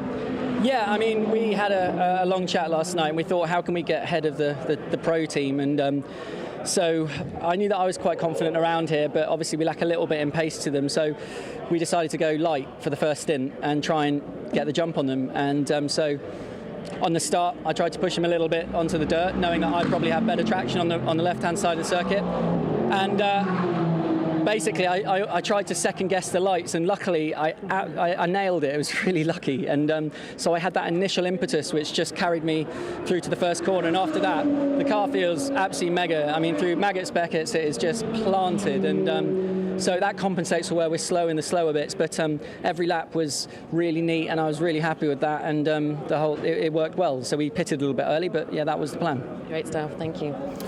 They're all happy down at Team Parker with a very snazzy pair of specs. I like those of Rick Parfitt these days. He always looks the part, Rick does. He's a rock star, isn't he? He always looks like it. So yeah, great to see Rick happy. He's had some really horrid luck over the last few races, so great to see him happy. Interesting strategy choice by them, but I love watching Seb drive the car. He's so aggressive with it, but he drives it so well. He uses all the road on entries, using all the way out to the grass. It's very single-seater like, but I love watching it, and especially in the way that Bentley's going this weekend, the way the car's moving, it looks on great form. So yeah, I love watching that. He's a driver who attacks from the off, I would suggest, and sometimes he can fall foul of that. There have been one or two moments, I'm thinking back to Alton Park, where the two Bentleys took each other out effectively, but they did rejoin afterwards. But yes, I mean, he's thoroughly entertaining to watch. In 7th position, but has just set another fastest lap of the race, 2:02.895, so might be down in 7th spot position, but we need to keep our eyes peeled for the number 31 Bentley. Definitely going to be in the mix for a podium at the end of this. There's the 62 car, driven at first by Will Knorr, but they have done a driver change to hand over to Matt Nicol-Jones, and that car then 5th position within the GT4 element of the race. Actually a bit further down than that, behind some of the Pro-Am GT4s as well. So let's get you a GT4 leader. It's still actually Will Phillips at the wheel of the number 42 car. Great, I think we've got the Macmillan boys leading both in GT3 and GT4 at the moment, so great for them. I don't know how long it's going to last when the pit stops and work it out, but definitely great opening stint for Will Phillips. I know they've struggled a little bit in the past, so great for him to get up there, and I think it's Jan Jonk getting into the car after, so another very quick rookie. That's the brand new car that we caught a glimpse of heading through the loop, by the way, for Optimum Motorsport and for Mike Robinson and Graham Johnson. So defending British GT4 champions, they've switched from the Ginetta to the new McLaren 570S GT4 for this weekend's event and beyond. Only got the car very late on Tuesday evening, I think about 5:30. And the team were up pretty much all night getting things set. They've done several other overnight stints just to make sure the car got here. And I had a word with Graham Johnson earlier on today to say, was there ever a point where you thought we're going to have to stick with the Ginetta for this weekend? He went, no. I said from the off it would be McLaren from this point on. So clearly they feel that the McLaren is the car to have this year in the championship. Looks great. We're not going to mistake that one on the track. Yeah, it stands out definitely. And I also spoke to Graham at Snetterton, I think it was, and having won the championship last year, I was really surprised with this switch. But he said that the Optimum team were really just struggling to get the most out of the car, and they couldn't quite work it out. And it was obviously doing their head in their very quick pairing, Pro-Am pairing, not to forget. Won the championship last year, and it must have been deeply frustrating not to have got the results they deserve. So switch to McLaren. McLaren's a completely different car to drive, so So jump in straight in the deep end this weekend was always going to be tough, so they're going to be frustrated, but I'm sure when they learn the car a bit better, they'll be up where they belong. Well, he did say they'd had a nightmare yesterday in qualifying, 6 seconds off the pace, and they were just going, every tweak to setup they did was the wrong one, and they were going the wrong direction, and one bad decision was leading to another. They went back to McLaren, and to be fair, McLaren have given them great support and kind of effectively given them a base setting for Silverstone, which they can now build on, and it made the world of difference for warm-up this morning. So I think that he'll be enjoying, both Graham and Mike will be enjoying their race to this point. We were watching, by the way, the pit stop for number 42, Will Phillips, after 23 laps. It's still going on. 170 seconds is the minimum pit stop time in GT4. They don't look overly rushed, do they, at Macmillan?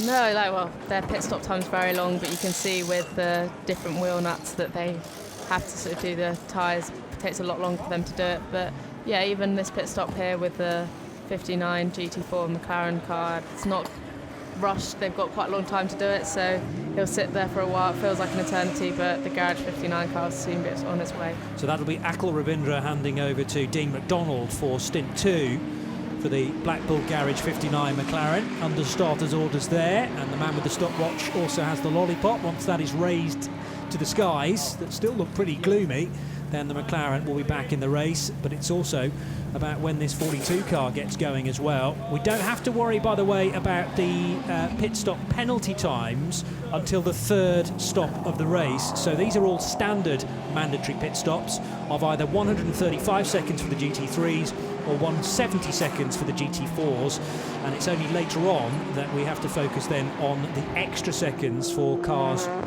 1, 6 and 11 in GT3s. Now, just getting word of a drive-through penalty, though, for Richard Taffender's car. Now, that, I would imagine, was for edging Adam Christodoulou out onto the grass, perhaps. Maybe a driving standards flag. Let's just confirm that. Driving standards being indicated on our timing screen. So the black and white flag initially... No, it's track limits. It is track limits for the 53 car. Beg your pardon. So that may be down as a racing incident with the Mercedes. But the 53 Nissan judged to have left the track, exploited the track limits on too many occasions. That's when you run wide over the white line and take a bit more than just the curb. Easily done through Copse Corner. We've seen quite a number of cars running well wide out onto the extra high friction tarmac. Very easily done and very tempting. We're just seeing the leading car coming in now, which will be interesting to see how the pit stop goes. But yeah, it's so tempting to do. The gain in time is quite significant around here. Even if you carry the same minimum speed through the corner, if you release the lock, the run you get onto the straight is huge. So they're strict on it here, which is good. They're consistent. Definitely with us they were, so that's the most important thing. But it can be frustrating when you see someone do it in front of you and you want to do it too. But they all seem to be pretty well behaved so far. So we watch this car as Jack jumps out, and I think it's James Littlejohn about to jump in. There is a process of warnings, though, isn't there? As in, there's almost a verbal warning, first of all, saying, OK, you've left the track there and you've gained time. We don't want to see any more of that. Then there's a black and white driving standards flag, which doesn't incur any penalty. And then you might get to a point where, for example, the 53 has been given a drive-through, which is obviously going to cost it 24 seconds or thereabouts. Yeah, exactly. And you've got radio, so the team will see what we're seeing on the timing boards here, so they'll know. You've just got to sort of keep your head, and especially in a long race, it's so easy to do it a lot. For us in 20 minutes, it's hard to go over it 4 times. So yeah, they'll know. It can be clumsy sometimes. You're not always at fault. Sometimes you're squeezed off a circuit, but you just got to keep your head, and it's a long race, and remember that. Here's the former GT4 leader, Kieran Haggerty's brought the car in. This is the other Black Bull Garage 59 car. So we've already seen a pit stop for number 59 itself. This is the 100, and it'll be Haggerty to hand over to Sandy Mitchell, who we saw buried away in the back of the garage a little earlier on. Well, his time to shine now, and that car coming in from the GT4 lead, although we'd already seen the 42 come down pit road and rejoin, as Jamie mentioned, with Jan Jonk at the wheel. Also a stop for the other Macmillan AMR car, the race leader indeed, Jack Mitchell. So we have John Minshaw now leading the race, but of course when it all unwinds and we get the pit stoppers rising to the surface, then we should have 31 as the race leader. So this is the 6th placed car on the road as we speak. Mark Farmer's just pitted as the 24 rather is sent on its way, but we're hearing now about a stop-go for the number 7 Bentley, now driven by Callum McLeod. So this isn't the 31. So it's the fastest car on the circuit at the moment with a stop-go penalty, so that's gutting for them. I'm sure it's very short out, and it's a shame. Team Parker seem to get this wrong quite a few times. They're a great team, but I've seen it a couple of times before, so gutted for Callum McLeod and Ian Logie. I bet it is 10th of seconds again, and Rick Parfitt, I remember at Snetterton, said we were short by a 10th of a second. That is all it takes. On board with the Tolman Motorsport McLaren, and this is giving us a readout as to how long the pit stop has taken to this point. Now, the problem is, I was talking to David Patterson about this, when the engine is turned off, it kind of resets itself. So I'm not sure how we're going to rely on, how much we should rely on that time, because it reverts to a rear-facing camera when it's not in that timing mode. Yeah, as you can see there, it's got the rear view camera on there. I've never actually had stopwatch on the thing, but it's so useful if you can get it to work, because you can bleed out slightly just before you cross the line and get it nailed, which is the most important thing. But I've never used it. That's quite a cool system they've got on the McLaren there. I think if they can get that to work, it would be great, as it's really useful for drivers to stop any of these stop-goes. It might be that this works directly off the timing loop rather than it being done by anybody in the team. Obviously, you're going to have a secondary stopwatch with the guy with the lollipop holding, I think, a stopwatch as well. So he's doing the manual timing. He'll press a button, I think, when he gets into the pit limiter. It's going again now, but it's started from short zero, stop, so you can't rely on that now, unfortunately. Yeah, I think, they'll work out a way to do it. We did try it once last year, I think it was, where we had to press a stopwatch, press the pit limiter, and get it down into first gear all at once, and it worked okay, but it's a bit of a hassle. But away he goes now. I think he might be able to predict what the time is that he wants to cross the line, having been stopped, and I don't know how it works, but definitely it will help if he could. Well, we were aiming for just over a 2-minute stop, 2 minutes 15 seconds, and the clock in the middle of your screen will stop. This is being carried on board by the Tolman McLaren, and it will stop as it hits the timing loop. There we go, and resets itself and reverts to a rearward-facing camera once again. There are also, on that rearward-facing camera, you get a little green light, depending on whether there's somebody behind you and how close they are. Then it turns to amber, and then it turns to red if they are right on your tailpipes. Yeah, it's very, very clever, and it's something that's been going in America for a long time now, and they've only just started to bring it over here, but it's really useful, especially when you've got the GT3 cars handing down on you. It's really useful to see. So Joe Osborne now attacking in the car, and he'll have the bit between his teeth, so interested to see what progress he can make. So the on-track leader is John Minshaw in the 33 Demon Tweaks machine. That car, though, owes us a pit stop, as does Duncan Cameron in the number 21 Ferrari 488. There's the 56 car now with Joe Osborne at the wheel, then carrying that clever timing system as part of the dashboard. And here is the 53 of Richard Taffender. Now, it's served its drive-through, I would assume. 53... yes, has done 2 stops now, so this is its second stop. This is its mandatory pit stop, effectively, with Richard Taffender due to hand over to co-driver Martin Plowman, who is also very fast in whatever he drives. Former Le Mans class winner in LMP2 in the 24 Hours of Le Mans, and there's some interest as far as the teams in this paddock regarding next weekend's 24 Hours of Le Mans, because TF Sport going to be doing it for the first time. Johnny Adam will be part of that race as well. And many people, I'm sure, up sticks at the end of Silverstone and make their way to La Sarthe for the midweek. I read something about, I think they have the photo shoot today for scrutineering. That's right. And I feel really bad for Johnny because he's obviously racing here. It's not a bad job, obviously, but yeah, that's normally one of the highlights, I think, of the drivers, or for the drivers at Le Mans. So they'll Photoshop him in. It'll be fine. Probably. Yeah, it'll be as if he was there all day. I like that. John Minshaw working his way out of the loop. Now, is this going to be an in-lap for the Barwell Motorsport Lamborghini with the Demon Tweak sponsorship, obviously, being a Minshaw car, heading into Brooklands and enjoying nearly a 14-second lead over Duncan Cameron. So question is, how far up the order can this Lamborghini finish with the Bentley's looking very, very strong? Staying out. It is staying out. It's interesting to watch the different strategies. I know Mark Lemmer's very good with it as well. He did a really different one here last year, I think it was, where he brought them in really early under safety car and it paid off. So it might have been the year before, I can't remember now. But yeah, it'd be interesting to see how this all pans out at the end of the race, because definitely different strategies do make it exciting come the end of the race. We've had an hour of the race, by the way, an hour and nearly 4 minutes, so starting to take a bit of shape. What is probably best to do, though, before we give you a proper order, is to allow the cars that have made their stops work their way to the back, to the top of the time. So we'll allow John Minshaw in the 33 and Duncan Cameron in his Ferrari and Liam Griffin to stop as well.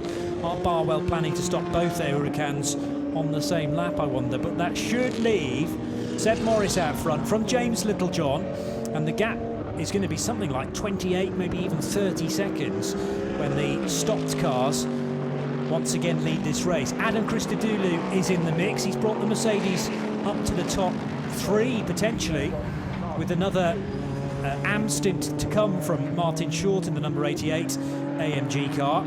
Meanwhile, this is the battle within GT4 for, well, just outside the top 3, because it is Struan Moore who's taken over the 54 car, just getting by Alex Reed in the Lannon Racing Ginetta, and that will give Struan, where in class, Jan-Jong leads, doesn't he? No, sorry, it's the 501 of Graham Johnson who leads GT4 from Anna Walewska. He's 5th in class, I think he's got himself into. 5th position. And that is the battle involving Adam Christodoulou and Callum McLeod as well, as the 2 pros have got on board. They haven't addressed the flapping wing, I notice, at Parker, so despite doing a pit stop to get Ian Logie out of the car and Callum McLeod in, they could have taken that into position, but seem happy for it to just be flapping in the breeze. Slow Nissan there. That was the 53 car. Martin Plowman in that, I think. Yes, on an out lap, I think. Yes, he is. Might just be letting the traffic and he's on his way back to the pit, so this is big drama for one of the other Nissans, the RJN Nissans, and they've only just done the driver change in that car. And might feed panic to the other Nissan as well if there's an issue there going on with the car, but it's a mighty quick car, and obviously Martin Plowman's pretty quick, so if he can get back out, it'll be interesting to see what he can do, but only a very short stint for him so far. You're always going to think, aren't you, when you're in a team with 2 cars that are identically prepared, that one problem that hits one can potentially shuffle its way to the next door garage. Exactly, and I think the Ginettas might be biting their nails a bit, having seen the drive shaft issues with the HHC car earlier on. So yeah, it's always a factor, especially in endurance racing, but I'm quite interested to look at what Johnny Adams getting up to, because yeah, he's really struggling to make an inroad, and definitely there must be a problem with that car of some description, and Derek Johnson must have been completely right with what his feedback was, because that's very uncharacteristic for Johnny to be struggling there.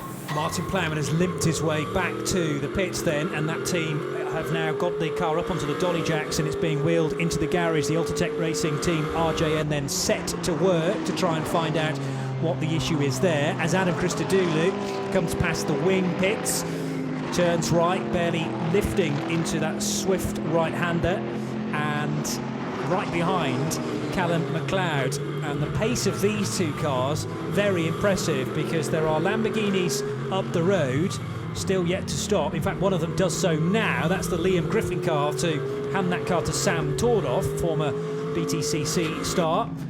And John Minshaw stayed out. Duncan Cameron has stayed out.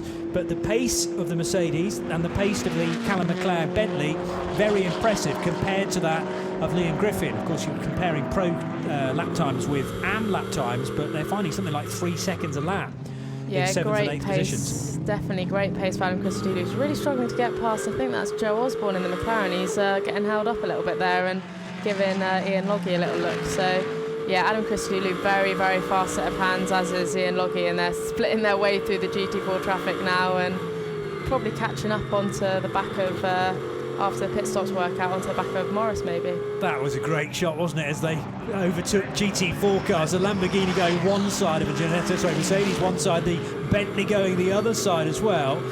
And it might not be racing for position, but the lappery makes it so close. This is definitely for position though, with the 88 Mercedes still driving as wide an AMG as possible. And here is the Lamborghini. Wow, so this is the race leader, John Minshaw, and these cars are effectively a lap off the pace of John Minshaw because these cars have stopped and John's hasn't yet. He's on lap 33.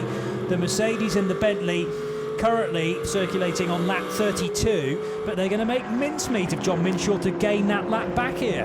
Yeah, definitely. I think the lack of pace for John Minshaw, well, obviously as an AM driver against someone like Adam Christodoulou, it's hard, but yeah, I think the lack of pace is really not starting to fall into Barwell's hands with their strategy, so it's going to be pretty easy for Adam to pass John here, and I think the Mercedes is obviously a lot stronger than Lamborghini. We have seen the number 7 Bentley, by the way, come in to serve its drive-through penalty because of the pit stop that was too short. So that number 7 Bentley has made 2 stops now and is therefore competing with this Mercedes. Car 7, yes, on lap 32, and the Mercedes likewise. So they gain that lap back again now, effectively on the lead lap.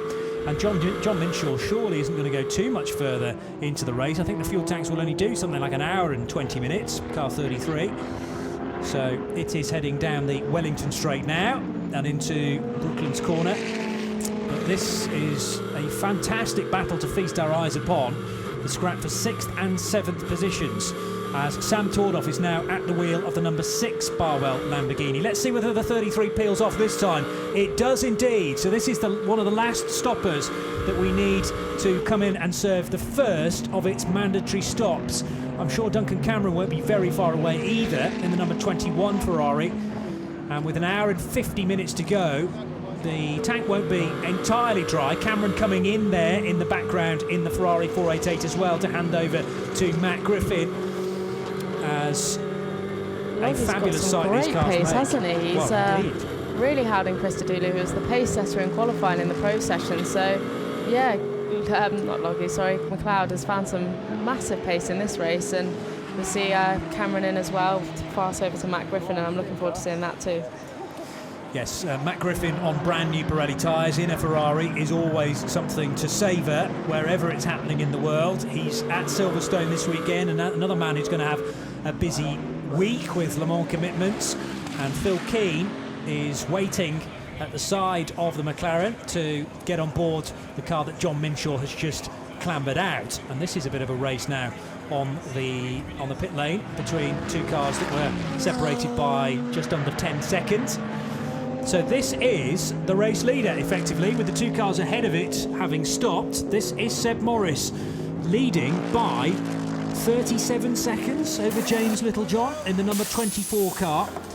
So this is going to take some throwing away, I would suggest, by the Bentley squad, number 31. The 7 car, the sister car, has had its dramas with an extra stop that they really didn't need. However, Seb Morris and Rick Parfitt doing splendidly. The 7 car came in a little earlier on to serve that penalty because of the pit stop that was a bit too short. Yeah, obviously we've got to wait till later on in the race when we've seen Rick's done a shorter stint than John, so the driving time for Phil Keene's going to be a lot longer now with the rest of the race to go. So yeah, it'll be interesting to see how it unfolds with the different strategies, but yeah, it's theirs to lose now. I hate saying that, it's the worst thing to say. But yeah, they've really got a great advantage. And with the weather, have a say as well, because from the 1 or 2 of the onboard cameras, it does look dark ahead. And so the Bentley struggles a bit in the wet sometimes. It's not the easiest car to drive, so that will really throw a spanner in the works. If we do get a shower, I think it will only be, as I say, a very light sprinkling, and it's a question of whether it affects the track surface enough to really have an influence on the race order.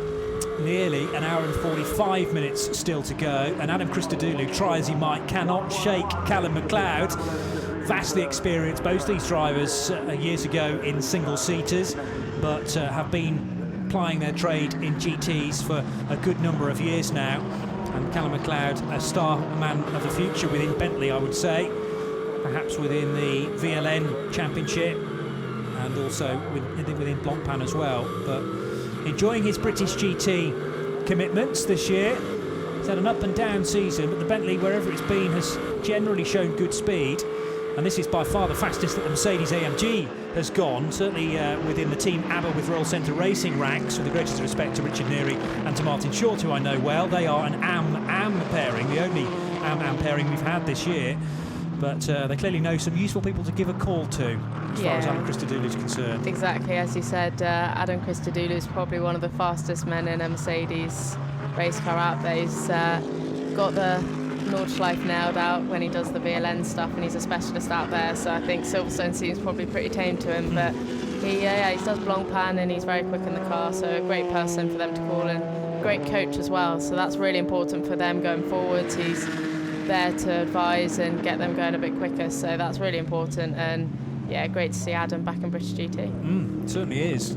Spoke to Richard Neary earlier on in the year, and he said there was no doubt about which way they were going to go in terms of a direction this year, with the AMG as the chassis choice for 2017. But this car could be nicely placed in the top 5 come the end of the race. We'll just have to wait and see.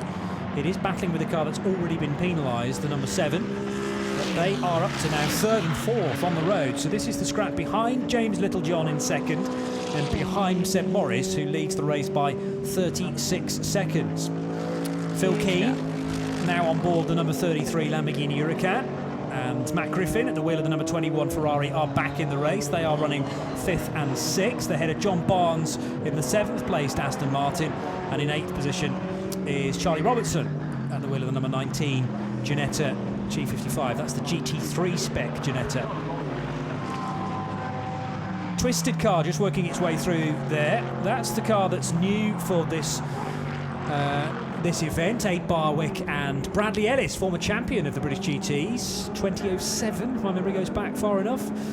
Now, just seeing the race leader go through the first corner. Here is the 2nd place car with the HHC car back out on track. I was just about to say that. I was just checking if that was the HHC car. Well, there's only one that colour, I think. Yeah, they are back out. Yeah, got the sectors going again. So, yeah, great to see them back out and going again, because, like I said, anything can happen. And, yeah, it only takes a few retirements for them to be back up into the points. And that's the most important thing. They need to keep scoring. If they've got to keep this championship alive, they need to keep scoring. 30th position, make that 29th position now because of the dramas for number 63, the Sam Webster Auto Aid RCIB Insurance Ginetta. We saw that off the road at the loop.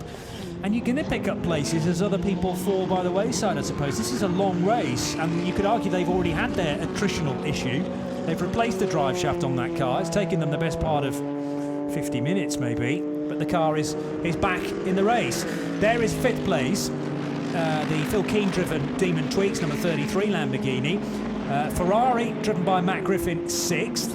And then in 7th position is the 11 car. This is it, the blue and white car of John Barnes, who's taken that car over from Mark Farmer. Another TF Sport Aston Martin from Tom Ferrier's outfit. So actually this is not a good race for TF Sport, because they're Aston in 7th and the other one in 9th position with its issues. Derek Johnston talking to Alex Le Guy earlier on in the race about something he couldn't quite put his finger on. And Johnny Adam, you get the sense, is also struggling with that issue as well. It's not going as quick as you would expect with Johnny at the wheel. Yeah, definitely a very uncharacteristic race for the reigning champions, and TF Sport as well. I think they'll definitely be thinking what could have been, and 100% an issue. I have no doubt that Johnny wouldn't be doing lap times like that if there wasn't. So it's probably damage limitation again. They're going to want to stay in this race. Anything can happen. They're going to want to pick up points, but yeah, very frustrating, I can imagine.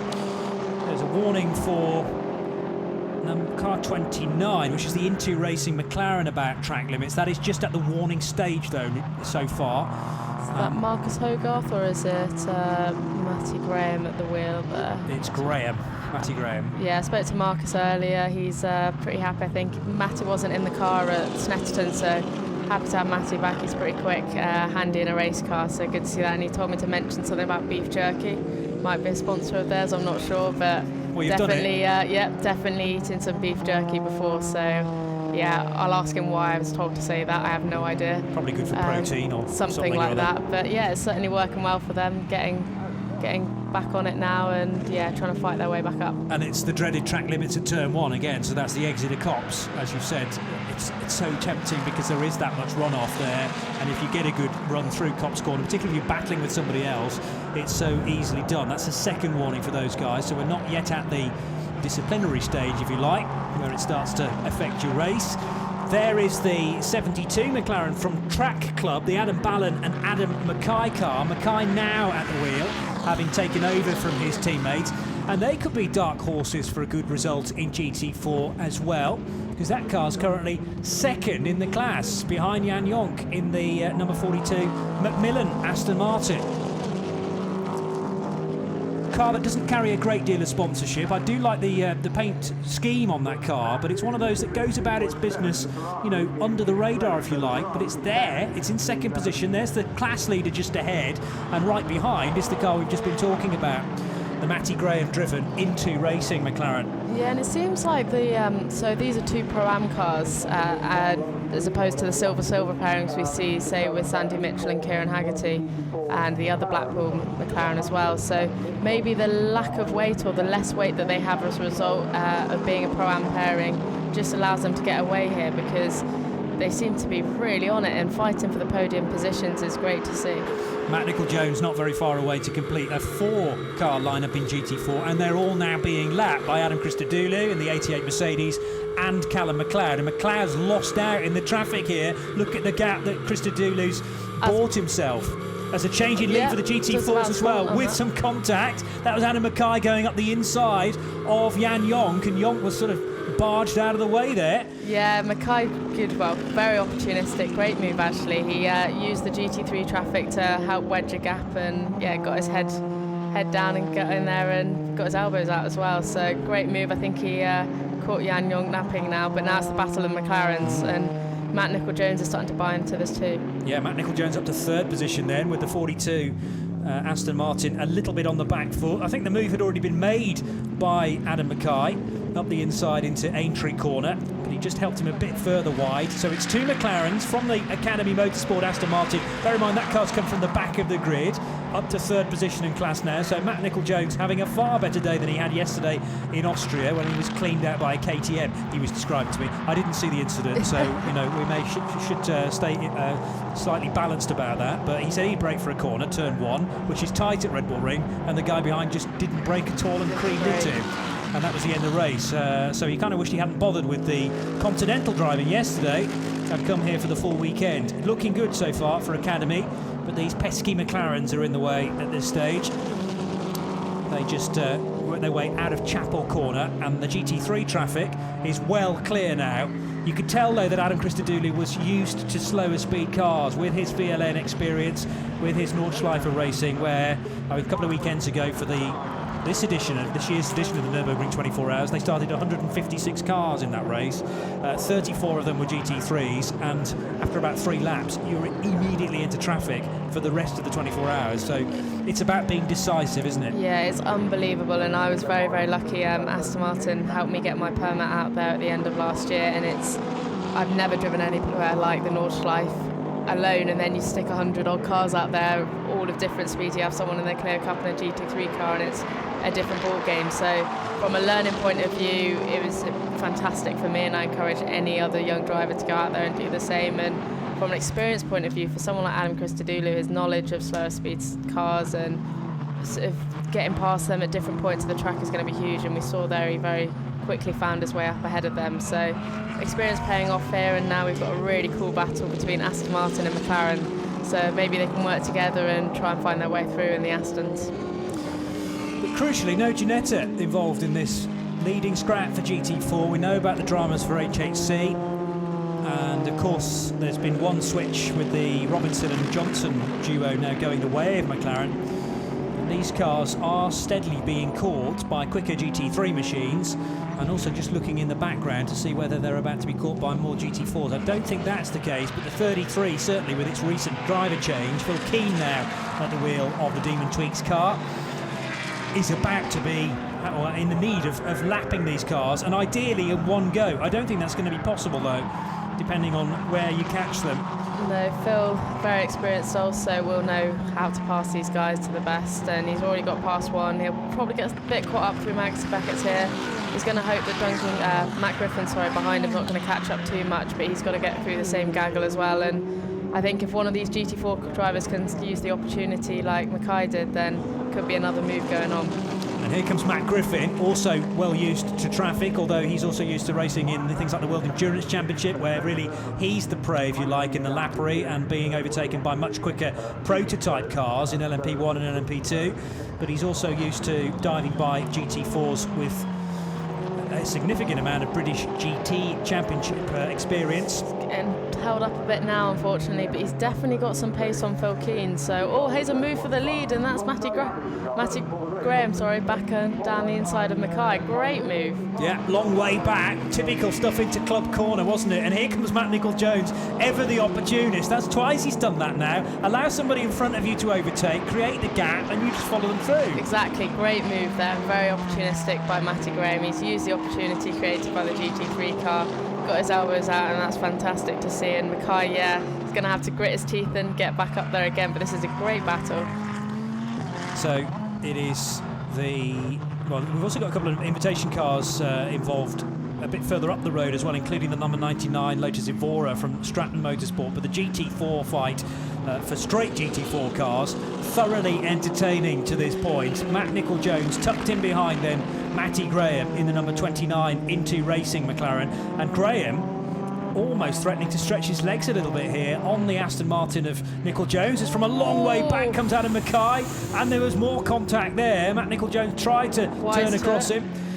And then more contact with the second of the GT4 Aston Martins. Now, this is where John Barnes kind of doesn't want to be, where it's kicking off in amongst the GT4s. He's kind of saying, guys, just let me through. I'm in a far quicker car. I'd like all my panels to be straight at the end of this. And he's managed to get through the bulk of the GT4 traffic. This has allowed Matty Graham well and truly into the lead now for GT4. Yeah. I think that's great driving actually by Matt Nicol-Jones there. He saw that Mackay was coming in very late on the brakes and thought wise of it. It could have been very easy, 2 cars out of that race with punctures or even worse. So wise driving by Nicol-Jones to think of the bigger picture and think of the longer race and not sort of fight it too much, because Mackay was definitely coming in hot on the brakes. But great move by him, and it's really starting to heat up. So 2 dings for the the Academy Motorsport Aston Martin of Matt Nicol-Jones, one with number 72, the Track Club McLaren, and then also a little bit of contact with Jan Jonk in the Macmillan car on the exit of Brooklands, none of which I'm sure will affect the pace of these cars. They're built tough, both McLaren and Aston Martins, like all British sports cars, and they head out of Stowe Corner down that very slight dip and head past pit in for the Grand Prix circuit for the Formula 1 cars. Not using that this weekend though. Plenty of curb there being taken by Adam Mackay on the apex of Club Corner and out onto the straight past the wing. We are getting very, very close here to half distance. So that'll be 90 minutes in the book, another 90 to go. And I'd also done some calculations earlier on in the weekend to say we've nearly done 7.5 hours of racing in British GT, and another 7.5 hours still to come, what with Spa, Brands Hatch and Donington still on the calendar once we leave here at Silverstone. So you think you're almost partway through the season. Actually, you haven't quite reached half distance yet. More dicing, more jostling for position, and more head in hands, more open mouths. Very defensive is Adam Mackay there. Charlie Robertson came through, I think. We're seeing Johnny Adam come through too. And yes. I think Matt Nicol-Jones tried to see the opportunity, but Adam was wise to it and really nerfed him out of the way a little bit. But yeah, I think this battle is long not over yet, and I think Matt Nicol-Jones and Jan Jonk as well are going to try and get back past him. Well, Jan Jonk, there's Will Moore, by the way, back to get on board the Academy Motorsport Aston Martin. So that's the car driven by Matt Nicol-Jones, and I'm not sure from Will's face, I could only see his eyes, but I couldn't tell whether he was eager to get into this battle or not, because it'll be out of the frying pan and into the fire for the 62, despite there being different drivers at the wheel. Very fast Aston Martin behind, 2 very quick McLarens up ahead, and are there more cars ganging up? This is the 6th Lamborghini getting pretty close as well. Sam Tordoff, who's struggling a bit in 10th position. Wanted the Barbell Lamborghinis to be showing themselves a bit better this weekend. 5th and 10th for Lamborghini fans, and Sam Tordoff senses this is a good time to stick a lap on Jan Jonk, and probably can pick off Matt Nicol-Jones by the time they reach Stowe as well.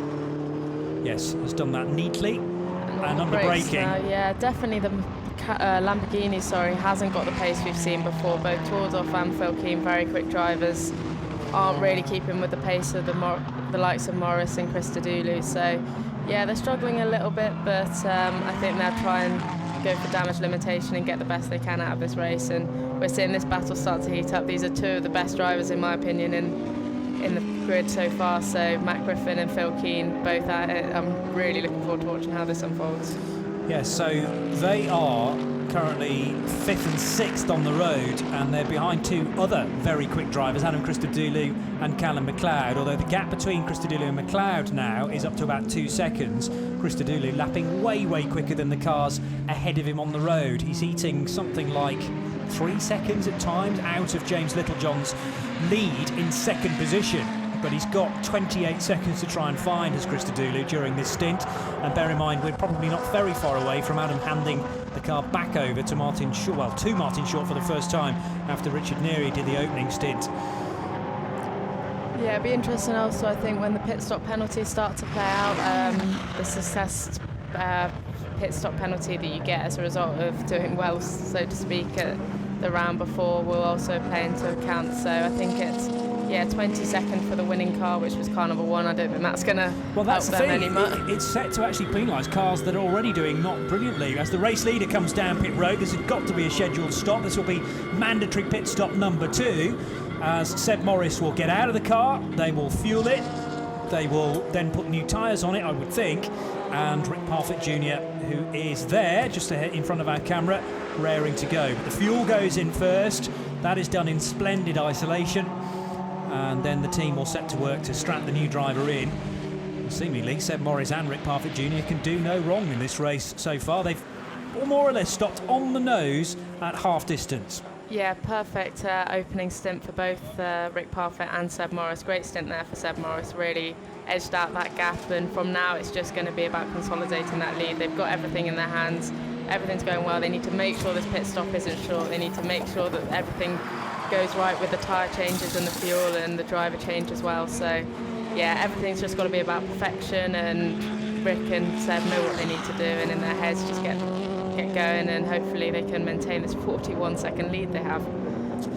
Bear in mind, you can put Seb Morris in that car for 100 minutes, but of course 100 plus 80 is your 3 hours. So for Rick Parfitt, he has to be in for 2 40-minute stints. And with your in lap as well, because it's time from pit out to pit in, that's probably more like a 42-minute stint. So we're looking at about 84 minutes, and then Seb Morris will do the rest of it. So it is more or less a 50-50 split, just edged very slightly towards the pro driver, as you would expect. You'll try and put your gun driver in for as long of the race as possible. Speaking of gun drivers, these do pretty well for themselves, and Phil Keane still driving the widest Lamborghini Huracan in the world. To keep behind him, a well revved up, I'm sure, Matt Griffin. Griff doing the best time of anybody in warm-up this morning to show what the Ferrari was capable of on single lap pace. I think the events of Rockingham still stick in his craw a little bit as well, having won that race on the road but put back to second place after avoidable contact, as it was judged by the clerk of the course. Phil's letting him go now. That was definitely didn't put up much of a fight there. Came out quite tight out of that last complex. So yeah, wise to it. Knows that he just needs to get his head down. Knows that Matt Griffin's quite a bit quicker in that Ferrari. So yeah, sensible driving there from Phil Keane. And we shouldn't be surprised necessarily about that attitude. Oh, front left puncture for the Tolman Motorsport McLaren. And that happened, I think, before the car reached Abbey Corner, which is a really fast right-hander. So Joe Osborne, if it is still him at the wheel, don't think we've had a secondary driver change at Tolman. But yes, this is the other issue, is that more cars now need to get by this stricken machine. And yes, it is Joe at the wheel. Now, is that Joe just pushing a bit too hard? Have they put a bit too much camber on that car, perhaps, on the front left corner? Difficult to tell from this point of view. Here's the number 1 car that will have to take that 20-second penalty come the third mandatory stop. But I was about to say, before all hell let loose once again in this race, seems to do that with some regularity, Adam and Johnston's car is in 9th position, so there's never really going to be one that's going to trouble the podium in this race anyway. The other car to have a 15-second penalty, additional penalty in the final stop, will be Lamborghini number 6. That's in 10th position. And the 11 car as well is down in 7th position. So you could say they've almost been penalised already just because of their lack of pace this weekend. And we're not going to see much alteration in the race order because of penalties, therefore. for the 24 Aston, for the 88 Mercedes, and for the number 7 Bentley that lead at the moment. Joe Osborne's done a tremendous job to limp that McLaren back. The tyre hasn't yet fully delaminated, because of course if it just becomes one long strip of rubber, that starts to lash away at the car and take huge chunks out of the bodywork, doesn't it? Exactly, yeah, like you said, you can see the stopwatch one again. Joe's done a great job there because it's in the pit window. They can make this into a scheduled pit stop. They can get away with this a little bit, although I don't see another driver looking like it's going to get out, so maybe they're just going to do the tyre, but provided there's no other damage to the car, should be good with it, just tyre change and away it goes. But yeah, it makes it easy for us, like you were talking about with the pit stop penalties. It makes it easy for us to work out who's where, so we don't have to worry too much about that. But yeah, I would like to see if Alex can have a chat with Johnny Adam, because I'm really intrigued to see what's going on down there. They sent that car out. I don't think that was restricted to a time limit, despite the fact that there was a bulletin to tell us that GT4 cars changing 1 or 2 tyres had to be restricted to a 35-second limit. It might be that because if we're dealing with a puncture, it falls outside of those regulations and you can just change a punctured tyre as quickly as you like. And Joe Osborne back into the race. Good spot from you, Jamie, that there was no driver change there. So Joe's happy to stay at the wheel for a bit longer. That will have really scuppered their strategy, though, I would think. So they were into the second half of the race now, and James Littlejohn leads for Macmillan AMR. This is a car that is run out of ProDrive at Banbury, so the car is based just off the M40 at Junction 11, not a million miles away from here, of course. So Aston Martin taking part in their home race here at Silverstone, and Macmillan based in Warwick as well. So another local race ticked off here, and there is Jack Mitchell. Spotted David Richards in the BRDC yesterday supporting these guys, so he's obviously got a keen watch over what his boys at ProDrive are doing with these guys, and it's tough for them. They're a silver pair and they're both very quick, but they've got a lot of weight in there, and especially as the race goes on, no doubt their tyres are going to start to go off. So yeah, they'll be pushing on, but no doubt Morris, when all the pit stops work out, will be back up there. Car in a really striking livery, the British Racing Green, is the Stratton Motorsport run Lotus Evora. It's not in GT4, it's not in GT3, it's kind of in a class of its own. It's an invitational car. We've got a couple of those in the entry, and the car was started by, in a correction to the entry list, Gavin Kershaw, and Stuart Hall's taken it over for a stint. So the number 99 still has Stewie Hall at the wheel, and it's in 23rd position. I was just looking at this, I'm just trying to work out how they're both silver drivers. Gavin is a very, very experienced Lotus driver and very, very quick. Gave us a hard run for the championship in 2015, and Stuart Hall's also mega, mega fast. So how they've managed to make it to the silver categories are beyond me, but definitely going very well and very fast as well. I think the invitational class has something to do with that. So in the fact that they are here to race during the Silverstone 500, which, as I said at the start, is an event in itself, but they're not here for championship points, and therefore any GT4 cars behind them on the road, you kind of eliminate those guys. They're invisible as far as the points are concerned, and everyone scores regular points behind them. But it's nice to see it here. Again, another car easily spotted on the track.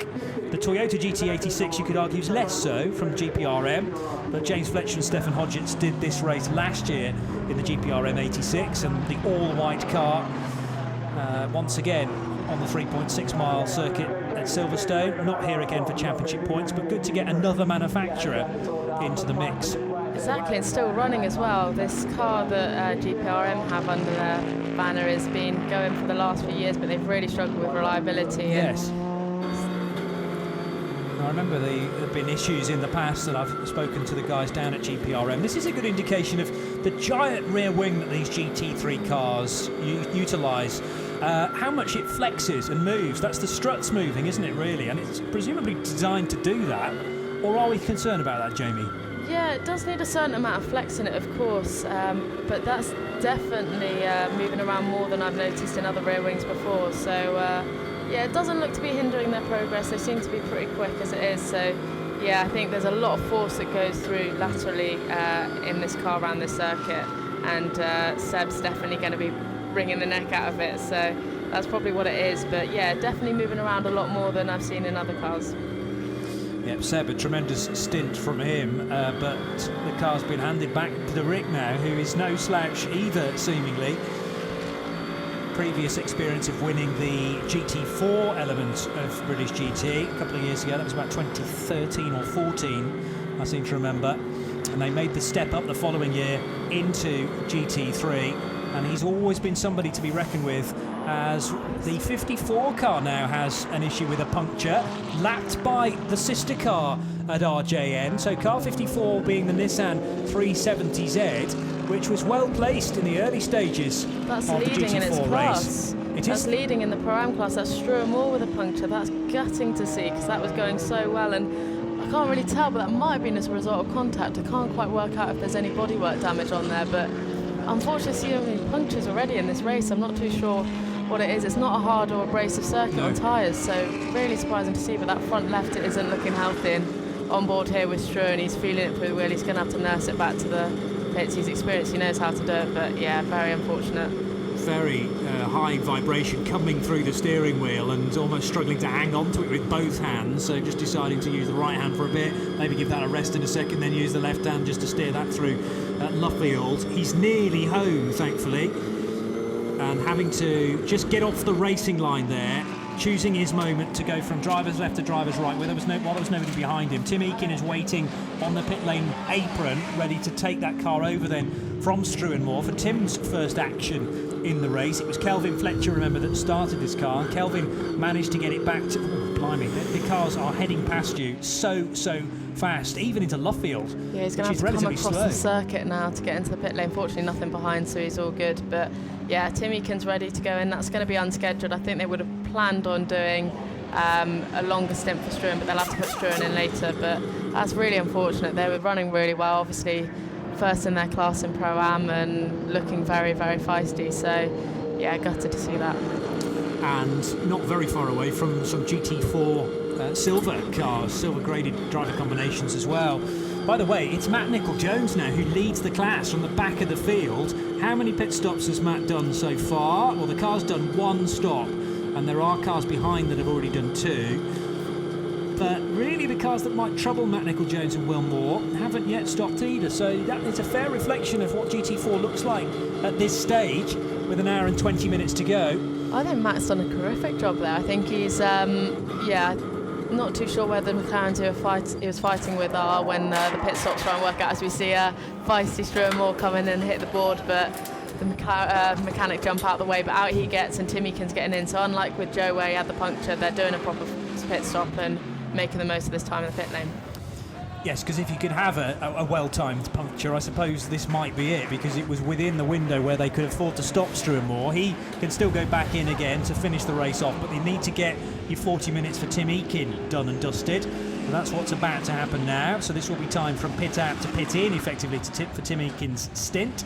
And there is Tim waiting patiently behind the refueler. The fuel nozzle is detached, and now the team can set to work. Seat insert removed for Struan Moore. Tim Eakin may need a different personalised seat insert to be put into that car. Was that a sideways moment for Chris Dooley? Yes, it was. So again, indication of how hard he's pushing, and he's got the lead gap now down to 18 seconds. The last time I looked at that, Jamie, it was 28 seconds. Yeah, he's really knocking it down, isn't he? He's absolutely flying in the 2-minute 04s, even with traffic. So he's really going for it. He's stuck a little bit behind this Aston here, but yeah, he's got a bit between his teeth. It'll be interesting to see what happens when Martin Short gets in the car later to see what he can do. But yeah, he's absolutely flying in that Mercedes and really showing the potential of the AMG there. Yeah, there is another AMG in the race. That's run by Lee Moll's outfit, by the way. And haven't seen a great deal of that bright red car. The AMGtuning.com with Cobra exhausts AMG. Lee Moll started that car. Ryan Ratcliffe took it over, and it's currently in 11th position to make it 2 Mercs in the British GT lineup for this year. But Adam Christodoulou, the car just looks angry, doesn't it? Not only great, I mean, it's the styling on it fabulous, but then when you put Adam behind the wheel, the attitude of the car changes entirely as well. Yeah, he's laying down a bit of black mark on the exit of those corners, really fighting the car, getting the most out of it, which is great to see. And these cars are fantastic. They're absolute beasts, really. And to watch them driven in anger by guys like Adam Christodoulou, some of the best in the world, it's great to see, and I could sit here all day watching it. And feeling it through the ground sometimes when those things rumble by us on the main straight. Carries a 6.2 litre Mercedes-Benz engine, obviously front engine with its long nose, and that's just about enough, at least for now, for Adam Christodoulou. He comes into pit road now to hand over to Martin Short, so this will be stint number 3 and Martin's first action of the race, and they'll keep Adam Christodoulou still with the race suit on, still with the helmet not very far away, to install Adam for the final stint. Dare I say, that's an interesting way of getting out of the car. Yeah, I think Adam's quite small and light, so his mechanic made easy work of pulling him out, but yeah. Flinging him out of the way. Yeah, probably the quickest I've seen a driver get out of the car before. And that's the way he sort of hopped and skipped his way into the garage. He's a fit young man and has been at the wheel for a good 45-50 minutes.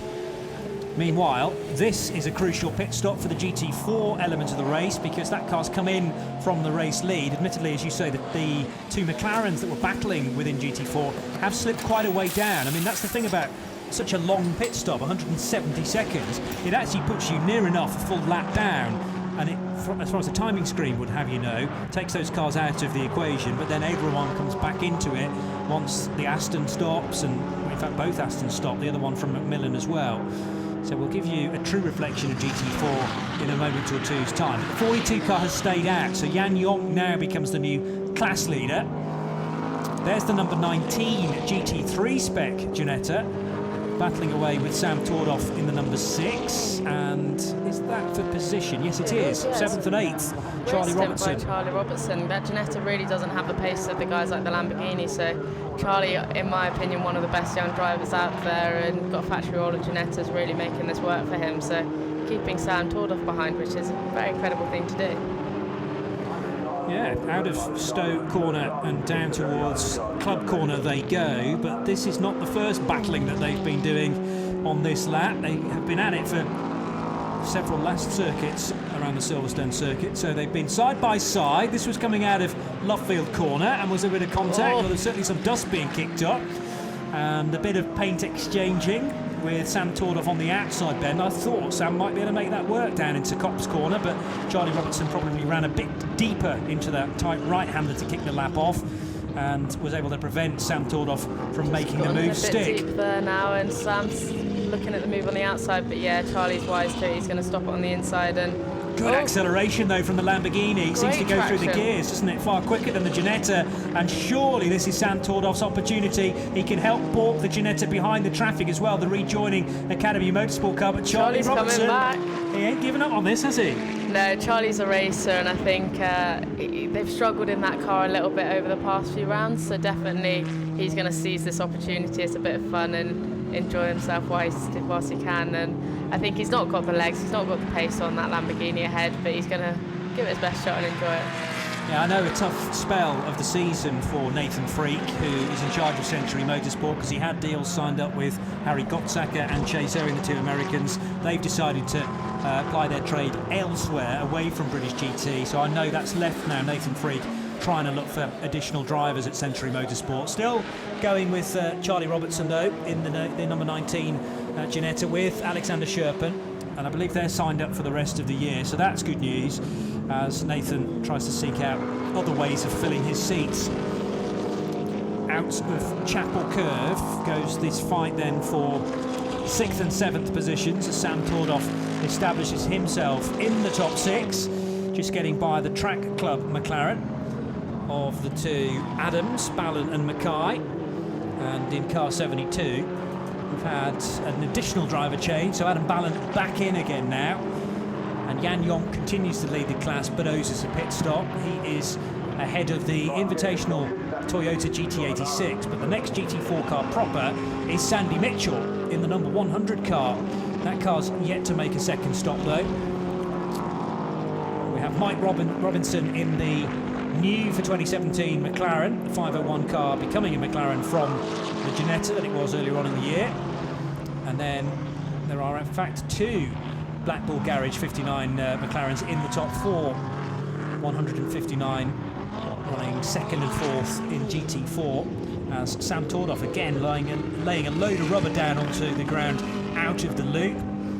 But it does seem to go through the gears far better than the Ginettas. This is what they were up to though a little while ago, and Sam Tordoff thinking he'd got the move done. That was all 4 wheels off the track, barely a couple of wheels on the curb, and some dust being kicked up as well. They'll enjoy that though. That's good fun, that's good racing, and Sam coming from touring cars probably misses a bit of that, so a bit of rubbing, and he got past eventually, so good to see some good racing. And Charlie Robertson has raced in the Ginetta GT4 Super Cup as well, and they're well used to door banging within that, so no strangers, either of them, you could say. This is the pit stop for the class-leading Macmillan AMR crew then, the baby Aston Martin, if you like, the GT4 edition with the smaller rear wing.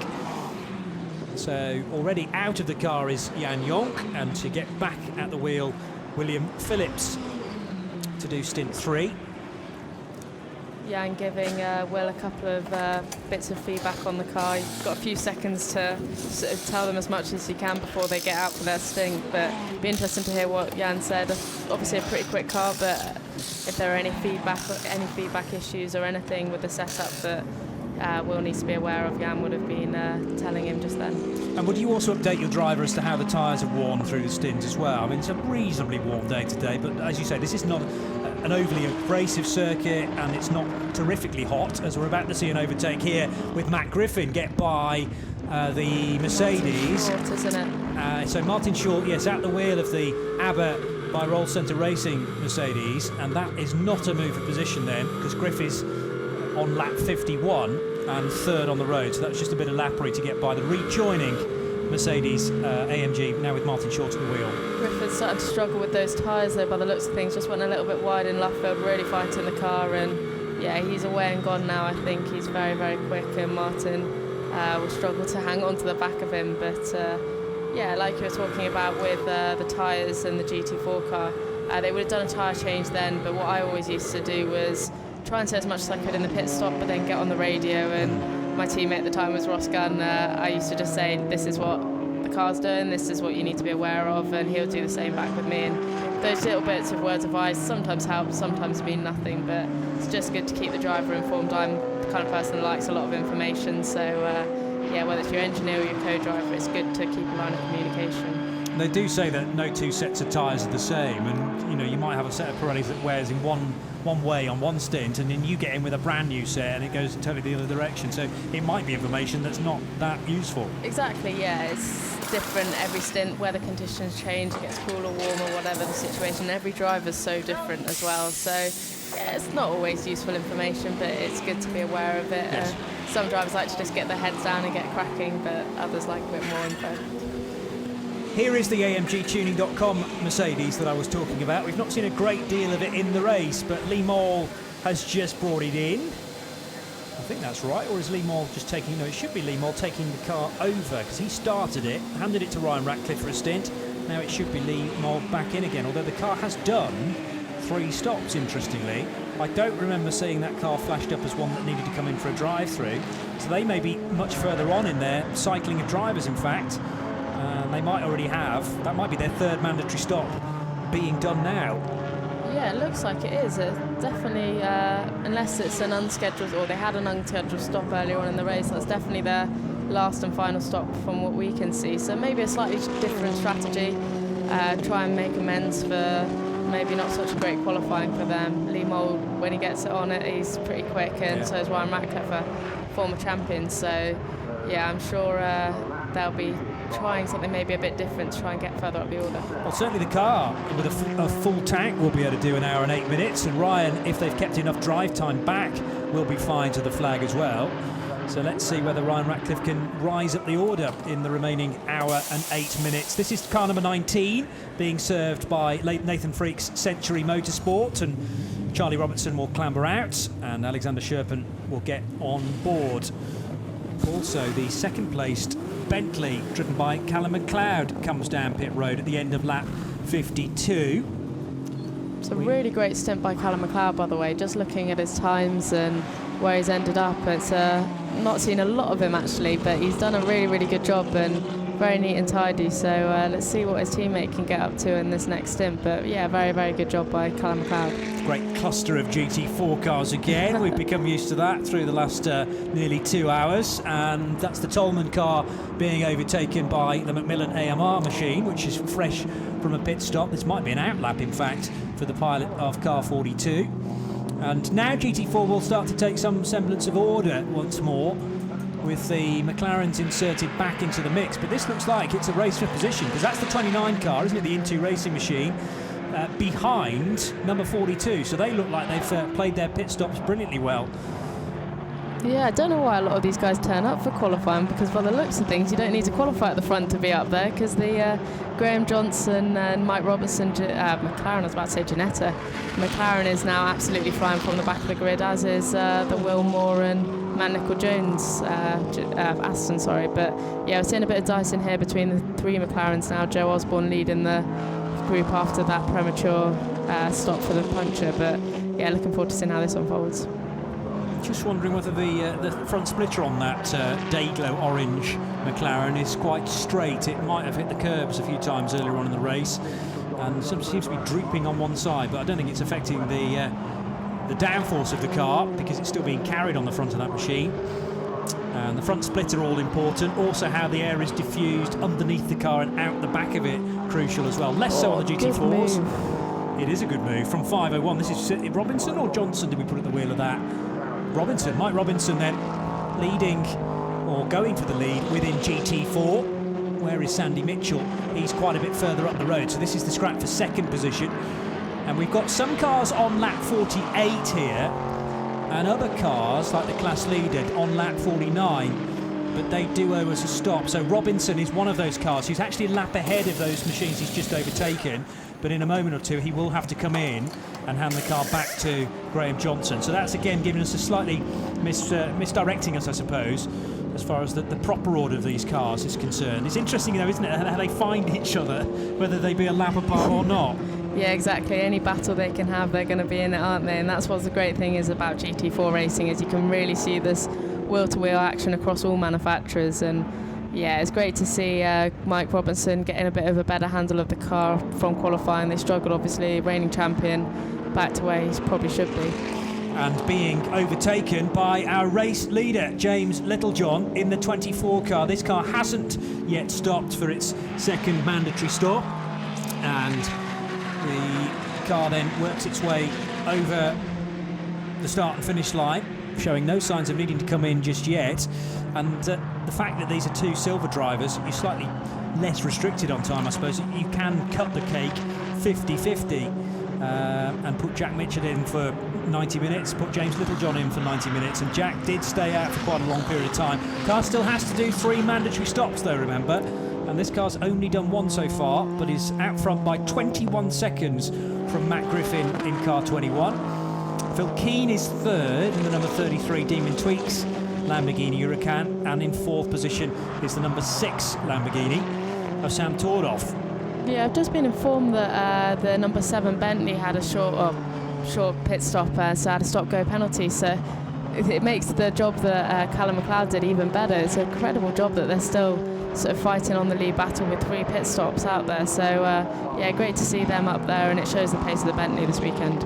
I mean, it is a question of what might have been, I suppose, with the 7 crew. If they'd not, I mean, you're potentially trying to get close to that pit lane minimum speed to time by tenths of seconds, and you almost think, well, if you make sure you're half a second slower than it, therefore well within the buffer, then there's no chance of getting a drive-through, and then no chance of scuppering your race. Quite a big penalty to pay, the extra drive-through, isn't it? Yeah. I mean, the 7 could effectively be leading the race by now. Exactly. You always want to verge on the edge of safety, especially in longer races like this. But try telling Stuart Parker that, because he always gets it fine, doesn't he? In fairness to them, it changes a lot. You know, the engineers do the timing on the watch in practice, so especially with something like the Bentley where it's a clutch, from what I've seen, the Bentley seems quite difficult to pull away, and it seems always a little bit of a struggle to get the revs right with the clutch. So the difference in speed off, sometimes you get out quicker, and it is literally split seconds. So it is tough.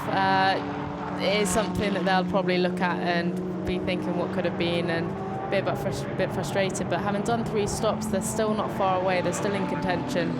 I think they still could be fighting for a podium here. So we've not seen the last of them yet. Well, let's hope the last pit stop was all fine and within the time, well, over the time limit, we should say, because it's a minimum pit stop time. And Ian Loggie's now back at the wheel, and I was impressed with Ian for his opening stint in the number 7 car. So he's in 7th position with cars ahead of him that haven't yet stopped, including James Littlejohn, Matt Griffin and Keane, who goes over the line to set the number 33's best lap of the race. That's not an absolute best, but it is the car's best lap, so that's getting very light on fuel now. Yeah, I think Littlejohn will be coming in this lap. We're seeing Jack Mitchell ready in the pit lane there, ready for him, so they'll come in for their next stop, see how they can get on, obviously from the lead of the race, but yeah, I think they're going to struggle to maintain that lead when the pit stops play out, especially with the pace that the Bentleys had with Rick Parfitt and Seb Morris. So very nearly just an hour to go in the Silverstone 500, and James Littlejohn out of club corner for the 56th time. That will be Jack Mitchell waiting then to take this car over in half a lap's time. And what we found during the last stint was that the Spirit of Race Ferrari was on kind of the same schedule.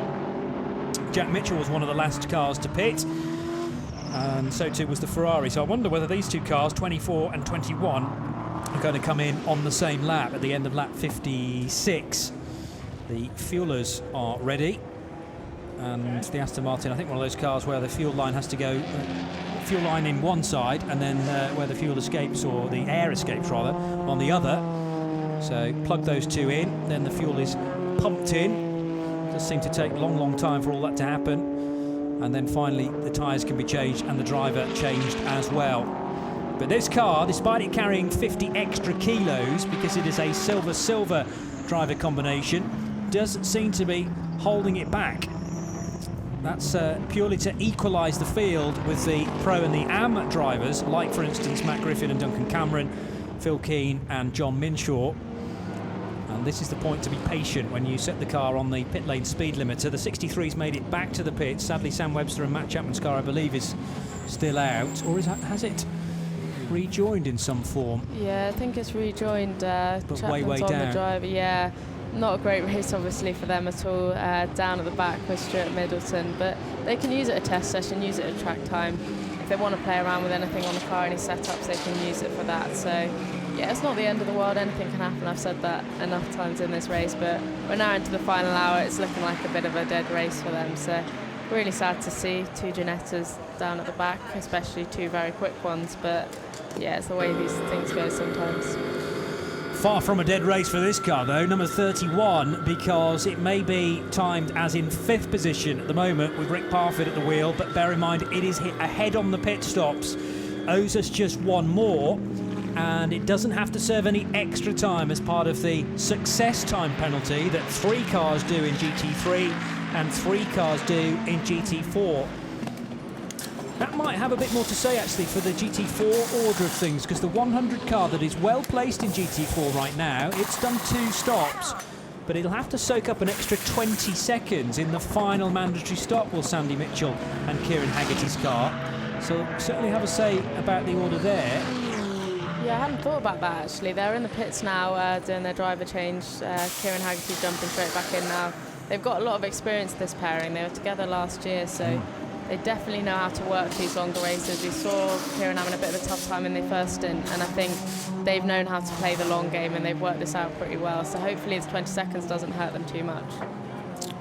And the other cars that will have to soak up extra time in their final stop, not this stop, but the next one, the 51 Landon Racing Ginetta needs to serve an extra 15 seconds, and the 56 Tolman Motorsport McLaren that has been in the wars with a puncture, you'll remember, when Joe Osborne was at the wheel. Joe did ever so well to recover the car back to the pits with very little damage, but they're going to have to serve an extra 10 seconds, rather, not 10 minutes, 10 seconds. That would be a nightmare, wouldn't it, after such a good result at Snetterton last weekend. This is all from the race result in the second race at Snetterton, whereby basically the top 3 have extra time to soak up come the next race. Yeah, I think you work out 4th is the best place to finish. Yes, I think that's probably right. The 24 car works its way then through Maggots, Beckett's and Chapel Curve, and onto the Hanger Straight, and that car has just made it stop. So Jack Mitchell back at the wheel.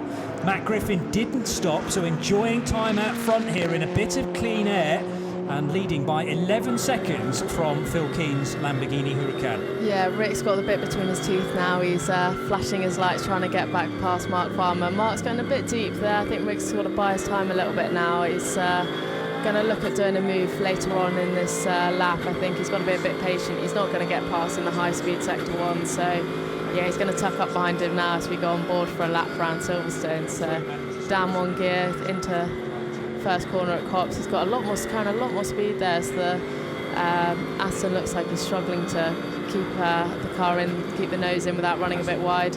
He's now goes through the high-speed Maggotts and Beckett's, goes through here, down a gear now, into the left, hold it over to the left, and then get the exit now onto the back straight. And he's done just that, and the Aston's been quite offline too. Should get a lot better exit now and get up onto the back of him down into Stowe.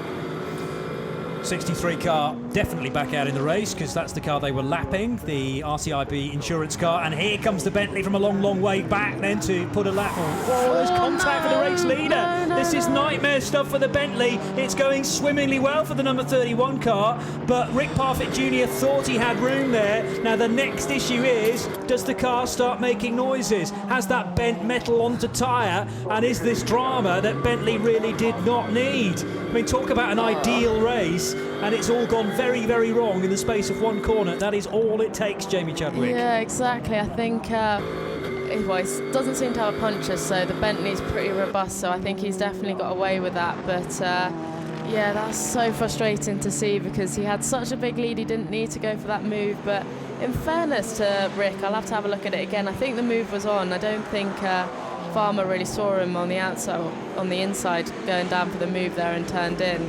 But I think the move was on. I'll have to have a look at it again, but you don't need to do moves when you've got however much of a lead they do. They need to sort of buy their time. We saw this last year, and we're seeing it again. He dives to the inside just before the braking zone, just now, dives to the inside. The gap's there, to be fair, but he's just not quite late enough on the brakes, and Farmer comes across. I personally don't think that's Rick's fault. He's lapping him. Is he? He's lapping him, and they're not on the same lap. That's the other thing. Oh yeah, you know, definitely. I think. I don't know whether they were blue flags waved in the direction of Mark Farmer, but this is the race leader trying to get through GT3 traffic that isn't having as good a race as the 31. So surely there should be some space allowed there, and Mark Farmer just goes, yeah, that's your corner, and go on through. Well, it has penalised Mark rather than the Bentley, and arguably there might be a bit more damage to the Aston Martin. I just hope that doesn't evolve itself into more of a problem. Yeah, me too. I think, I think he came from a long way back, to be fair. But he was up behind him for a while, so I'm surprised Mark didn't see him. I think Mark will have known he was there, because he'd been pursuing him for a number of laps, hasn't he? You can see the contacts under investigation. I really hope nothing happens for Rick here, because they've got such a healthy lead, and in my opinion the move was on, especially if he was being lapped. The move was definitely on. It was a lot faster and it was up the inside, so yeah, one to look at, but ultimately it's unfortunate Mark's dropped back, but I don't think that's Rick's fault. It will have bent, it has bent one of the dive planes there on the front left corner, and that very smartly designed front splitter, but Rick Parfitt clearly happy with the behaviour of the car. He's keeping to his lines, he's still clipping all the apeces that he requires, so doesn't seem to be affecting the Bentley too much. But as you say, the contact is under investigation, and that could go one of two ways. Number 19 given a 5-second stop and go penalty for a short pit stop. So the number 19 Ginetta from Century Motorsport got their calculations a little out when they were swapping Charlie Robertson with Alexander Sherpen. And the 8th place Ginetta is going to come back in then to serve an extra penalty. The 7 car, another Bentley going very strongly, has gained the place on the Martin Short driven Mercedes, the number 88 car. We perhaps shouldn't be too surprised about that, but it's going to be interesting once Adam Christodoulou and once Callum McLeod are put back into those cars respectively, because they may well end up on the same bit of tarmac once again as they did for much of their stints earlier on in the race. I really hope they do. Even if they're not on the same lap, I definitely hope they do. It's great to watch this kind of battling, especially it's hard to race in these GT3 cars. Those big ironing boards on the back do something. So when you're tucked up behind people, it does make a massive difference. So for them to go wheel to wheel like they are and like these GT4 cars are, it's not easy, so it's great to see. Very sideways Academy Motorsport Aston Martin I just caught a glimpse of there. And that is the car that is leading GT4, the silver combination driver element of the race. But GT4 in an overall class is actually Mike Robinson now, but that car's only stopped once. And they're going to have to crowbar 2 further stops in then in the final hour, it looks like. This battle's starting to heat up now between the 100 McLaren of, is it Sandy Mitchell in the car? No, it's Kieran Haggerty in the car now. He's just got back past Marcus Hogarth. So good move there. Brought his time and managed to make the move stick where it mattered. So a nice move and against a fellow McLaren with less weight in the car. Here comes the current race leader, on the road at least, the Ferrari 488. Matt Griffin pushing the envelope to 60 laps. And now with 51 and a half minutes still to go, that will be Griffin handing back to Cameron for a short stint. And then Griff will have to do a bit more driving to take that car to the flag. So this is mandatory pit stop number 2 for car 21. And it will leave Phil Keane out front now, and the number 33 Lamborghini Huracan, the Demon Tweaks car. So 60 laps done for Phil Keane and for John Minshaw. They're still going to have to do 2 further stops. So a lot of teams leaving mandatory stops till the final hour. Yeah, I'm really surprised about this. I remember when the last couple of times I've done this race, the conditions have been basically what's dominated the strategy. And I always like it when conditions are constant and the teams decide the different strategies, which we've kind of seen a bit today. I have no idea how it's going to pan out. All I know is that, you know, some of the pro drivers are mighty quick. You know, we've seen great laps from the likes of Callum McLeod, Seb Morris, to name just a few of them, including Matt Griffin. So I'm sure when they get out at the end of the race, it really is going to be close. This is the car that looks a bit like the HHC machine, but it's actually the University of Bolton car, the Treble One Century Motorsport prepared G55. Anna Walewska and Mike Simpson are the drivers, and it's Simpson at the wheel of the 111 car. Janetta Works driver is Mike, and that car in GT4 running in Pro-Am, and the car is 3rd in class behind Bradley Ellis's Twisted car and Mike Robinson's machine. And this car with an advantage over the 2 ahead of it, because this car's done 2 stops, whereas Mike Robinson's car, as I've already mentioned, hasn't, and the Aid Barwick Bradley Ellis 46 Optimum car hasn't either, so it should inherit the lead when those 2 cars pit ahead of it. Yeah, Mike's earning his money's worth this afternoon. He's doing a great job. The body language of that car is really aggressive. It's definitely been driven on the limit, and it's good to see that as we see the AMD tuning car come back past him to put a lap on him. But yeah, it's great to see that Mike's up there. He's obviously a factory Ginetta driver and probably one of the quickest drivers you'll see in a Ginetta alongside Charlie Robertson. So great to see the likes of him putting up the laps for the customer teams to sort of try and catch on to. This red Mercedes is good to the finish now. They don't need to stop this car again. It's done its 3 stops, and that's what I mean about a long stint for Ryan Ratcliffe to finish things off. But it means he can get well and truly in the groove. It's going to be well over an hour-long stint for the Welshman. But that's sometimes good, I suppose, just knowing, you know, you are one-dimensional now, as in this it's me to the end of the race, and I'll just focus in on getting some good lap times in. Yeah, exactly. It's a really interesting strategy. Oh, no. 7 in the wall and being driven by Ian Logie. Now, what has happened here? Has it been a self-induced problem or an unforced error? Was there another car involved? But that is big rear damage for the number 7 car. This car so badly damaged at Alton Park on Easter Monday, you'll remember, when it clashed with the Mercedes AMG. Yes, now what is this going to do? Potentially a safety car, because the car is in a vulnerable position. They have got a live snatch here, but it's just whether they can get that out at turn 1. But that's a big hit. Hopefully, we've seen Logie moving. He's obviously all right. It's going to be a big hit in the rear because turn 1's a high-speed corner. They have pitted the 31 car for its 3rd stop. So is this actually going to serve as a favour for the sister car? The 31 is in. Rick Parfitt Jr. surely must have done his minimum time now. Well, it doesn't matter really, because there is the maximum to play with. As long as neither one of your drivers in for over 100 minutes when you're a 2-driver lineup, that's fine. And Seb Morris has only been in for, I think, about a half an hour, maybe a 40-minute stint. They've all anticipated the safety car. I don't think it's actually going to come out, and if it does come out, it's obviously a little bit later than what these guys in the 31, but that's great decision making. You've got to be sharp like that in races like this. If an incident happens, you need to come in case there is a safety car, because if a safety car had come out, the advantage they would have gained would have been even bigger than it already is. So here's the replay. Can't see another car on track there. No, he's lost it on the, it's on the run into Cox, and that is a big impact. Gone in quite hot there and just lost it and gone round, but he's rotated the car a lot already.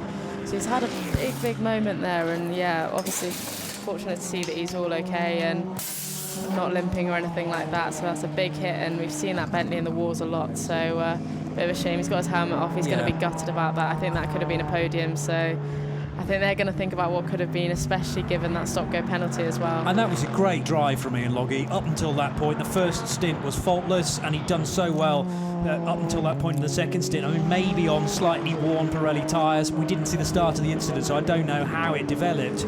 All we've got is obviously footage of the car already sideways, skating across the gravel, where the gravel didn't do a great job actually in slowing the car, and big rear end damage. As I say, that's the second time that car's been badly damaged this season.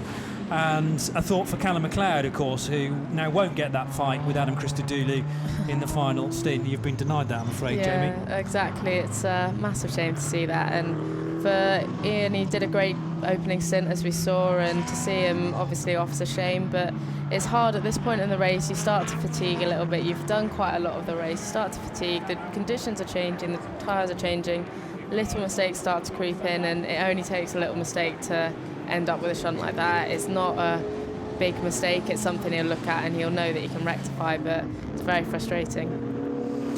Again, that's the beauty of endurance racing, the fact that we do have to do such long stints, and it only takes a very slight error, as you say. The good news is, looking out of the window here, that there's no chance of rain now, he says, desperately trying to find a bit of wood. 45 more minutes to go, and that car is being recovered under double waved yellow. So Marshall's out on track, as you say, live snatch vehicle here at Silverstone as well. Not the need for a safety car, and therefore not the need to change the complexion of the race. I'm sure many teams will be very happy about that. Many teams would have loved a safety car, which would have brought them well and truly back in the mix. Yeah, safety cars are always tough in this championship, because you're trying to scrabble lapped cars and try not to affect the race order with the bunching. So it's always tough. Sometimes they let cars go, sometimes they don't, and it always upsets one person and plays into the hands of the other. So I'm glad they haven't put a safety car out, kept it pure. Obviously they would have had to back out through turn one, so the cars that did pit would have had a little bit of advantage, very slight, but yeah, I think now the race is going to go green again. Now they've got rid of that number 7, it should be good to the end, hopefully. John Minshaw obviously got the signal to stand at the edge of the garage just in case there was a safety car. Now he's been told to get off duty just for a few more laps and slumps back in his chair, but he will be into the Lamborghini Huracan probably for only a very short stint. 5 minutes, 10 minutes maximum. But this car, number 33, that currently leads the race because it's only done one stop, and that's Nissans, isn't it? It is 54 or 53, and the car, I'm trying to work out whether it's carrying damage. I don't think it is. I think it's just pulled off the circuit. I like how he has his hazard lights on, whatever the issue. Yeah, it looks like he's just pulled off the circuit with a mechanical issue. I'm not sure which Nissan that is, but they've been in the water Conveniently, both of the Nissans are in Sector 1 somewhere, so that doesn't tell us a great deal. 53 and 54 are, and 54's just gone through a timing loop, so it's not 54 Tim Eakin. It must be Martin Plowman, car 53, and it is off track.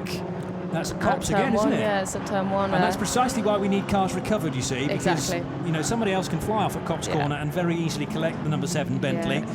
There's no marshals left, of course, because they're dealing with the recovery of the other car. Exactly. The marshals do a terrific job, and that should never be underestimated. So, as racing drivers, you see yellow flags, you're frustrated. You don't want to have to back out, but you really do, because they're putting their lives at risk going onto circuits to try and recover these guys, and we need to be mindful of that, because it can very easily happen to anyone else. And with as little impact on the race as possible, because without the marshals we wouldn't be able to clear cars as quickly as we've just done with the 7, and the race can carry on as if kind of nothing happened. I mean, try saying that to Ian Logie, but for everybody else they should be unaffected. 43 minutes to go for Seb Morris, who is now installed in the number 31 Team Parker Bentley then until the flag. And this car not leading on the road at this stage. It's timed as a 6th position behind Martin Short and Duncan Cameron, behind Jack Mitchell in the 24 car and Sam Tordoff in the 6th Lamborghini Huracan, and Phil Keane, who we're expecting we're expecting the 33 car in for a couple of laps. Both Barwell Lamborghinis have only done one mandatory stop so far. This is interesting, actually, just on a technical point of view. You can see that the GT4 car's not actually that much better in a straight line than the Bentley there. That's more because of the aerodynamics that the Bentley has. It's slower, it's got a bit more drag, but it's not actually a lot quicker. Obviously, it does go past, it's got better acceleration, traction off the corners, but ultimately it's on the brakes and in high speed that the difference is made there. GT4 is all of a sudden very busy in the pits because Mike Robinson has stopped in the 501 McLaren, the bright orange car. Also, Stuart Hall's brought the Invitation Lotus in to switch back to his co-driver Gavin Kershaw. So this will leave the Academy Motorsport Aston Martin of Will Moore out front, I reckon. Yes, he's the best placed GT4 car within the silver graded category. And Anna Walewska's car's just stopped as well, so Anna's taken that car over from Mike Simpson, and that car, according to the screen, still leads GT4 Pro-Am, and that car's done 3 stops now. But we have my only issue with that is that we have the AM driver back at the wheel, and it should be the Pro. So I think one of the 3 stops for car 111 has been a drive-through or something similar. Maybe Quite they've had possibly, a puncture, yeah. because they're not on the right cycle of drivers, if you know what I mean, with Anna now back at the wheel for her second stint. Yeah, I think you're right there, but yes, I didn't spot anything them coming at any point, so maybe they had a quick pit stop, whether I don't think it was a penalty, probably maybe a slight issue with the car, so... May well have been. Yeah, might see Mike Simpson jump back in that car. Yeah, but they're dropping down the order now, they're coming out of the pits. A. Barwick takes over the 46 Twisted Ginetta. Here comes Sam Tordoff then, and this is for stop number 2 for car number 6. And interestingly, Phil Keane stayed out. So the Mark Lemmer cars, the Barwell Motorsport Lamborghinis, running 1-2. They don't want to double stack them. I think that's the issue. And the danger, of course, is that they stop nose to tail in the pit lane. So they'll do one on this lap, and for my money, they'll then stop Phil Keane's car and switch that to John Minshaw. So there is Sam Tordoff in the pink helmet, and he steps away. The fuel goes in. These pit stop boards are getting a beating today, aren't they? They are. You wouldn't like to have been stood in front of the car there, would you? You can see why they have those instead of mechanics, because they'll break their leg. Our brave cameraman nearly cleaned out by it as well. Yeah. Danger money these guys are paid for that. Exactly. So the more fuel goes in, it's another churn of fuel going there. So they're not running from the rig, interestingly.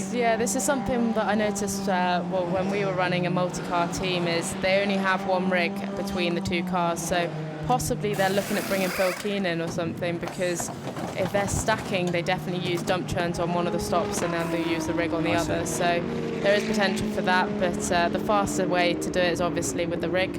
But they've got the option to use dump churns as well as the rig. And that fuel will have been measured out so that it lasts the next 39 minutes or so, and the tank's left with a little bit left should a sample be required by the scrutineer. Well, that's the idea anyway. Yeah, sometimes you're running on fumes by the end of it, and you'll be doing a very slow in lap to make sure that something is left. But yeah, we've got the the Little John Mitchell car just struggling to get past a bit of GT4 traffic there. And there is again the race leader still waiting for mandatory stop number 2, let alone 3, working its way out of Beckett's corner on lap 67 now for Phil Keane. So I wonder how long this stint is going to be for John Minshaw. They'll probably do, I wouldn't imagine it's an out lap and immediately turning it into an in lap. But Minshaw's been called. There he is, stomping his way to the edge of the garage, a man on a mission, a man based in Wrexham who runs the Demon Tweaks business these days, and that car of his is already at club corner, so about half a lap to go, I think, and Barwell will be pitting another car. Yeah, we're seeing Keane come past 100 Ginetta, McLaren, and interestingly enough, their race team manager's being called up to race control, so something's obviously happened, maybe running wide or some bit of contact on 56s as well, so hopefully there's no penalty to go there, but interesting to note that. So there is Liam Griffin now at the wheel of the number 6 Lamborghini, and Jack Mitchell will have got by. How much further down the order, though, will Liam Griffin slide? The number 21 Ferrari, that's also done 3 stops, interestingly, and they didn't do a driver change, presumably. Well, unless it's coming for an extra stop that I've missed, the 21 car. But it's been Griffin at the wheel for a long, long time, and now it's gone back to Cameron. But I don't think Duncan Cameron will be at the wheel till the finish. I might be wrong. Yeah, I think there have been a couple of drive-through penalties that we haven't seen. I know I've just heard that the 111 car of Anna Valeska and Mike Simpson definitely had a drive-through, so that explains their extra stop, or run through the pit lane rather. So there might have been a couple in there that have reshuffled the order that we haven't quite seen and put the pit sequence out slightly. And there is the 111 car stopping in the background with Valeska getting out, and Mike Simpson going to be strapped into that car to the finish. So John Minshaw jumps into action, undoes the door catch and helps Phil Keane with the driving straps. These are the championship leaders, remember, and have been driving partners for a good few number of years now. Not always with the Lamborghini, sometimes with a Porsche in the past. Yeah, they've been through the Porsche, I think the BMW and obviously the Lamborghini. So they Z4, didn't they, for a while? Yeah, very. They've known each other for a long time, experienced teammates. Both worked very well together. Came so close to winning the championship last year. So if I had to put money on anyone at the beginning of this year, it definitely would have been that pairing. And we know how quick Phil is, and John puts a very, very good effort in his session as well. So yeah, looking forward to seeing how this very different strategy plays out for them. Lap number 2 happening now, and obviously this is a chance for Seb Morris's car, Rick Parfitt's car, the car we're on board with now, to gather some of that ground back up again. They've done all their stops, they've served all of their time limits, and now it is a dash to the flag. This car is in 5th position, having just overtaken the stopping Ferrari, number 21. It is Matt Griffin back at the wheel of the Ferrari, so they have now done... that might be good to the finish now. So that might have been a glitch with the timing, actually.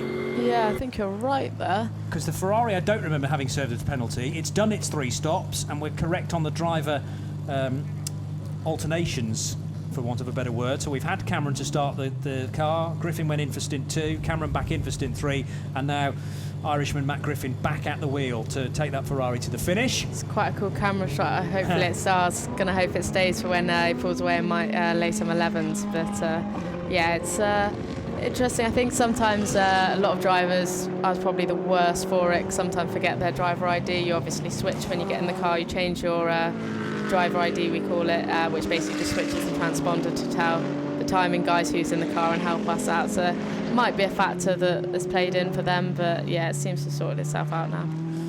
Well, let's have a look at what the Ferrari does here. It's surely going to stay out with Matt Griffin now at the wheel for quite a while. The 100 car, though, is going to be given a drive-through penalty, and that is because of track limits under the yellow flag. So either Kieran Haggerty or Sandy Mitchell judged to go wide at Cops Corner. I'm thinking where those yellow flags were to protect the number 7 Bentley.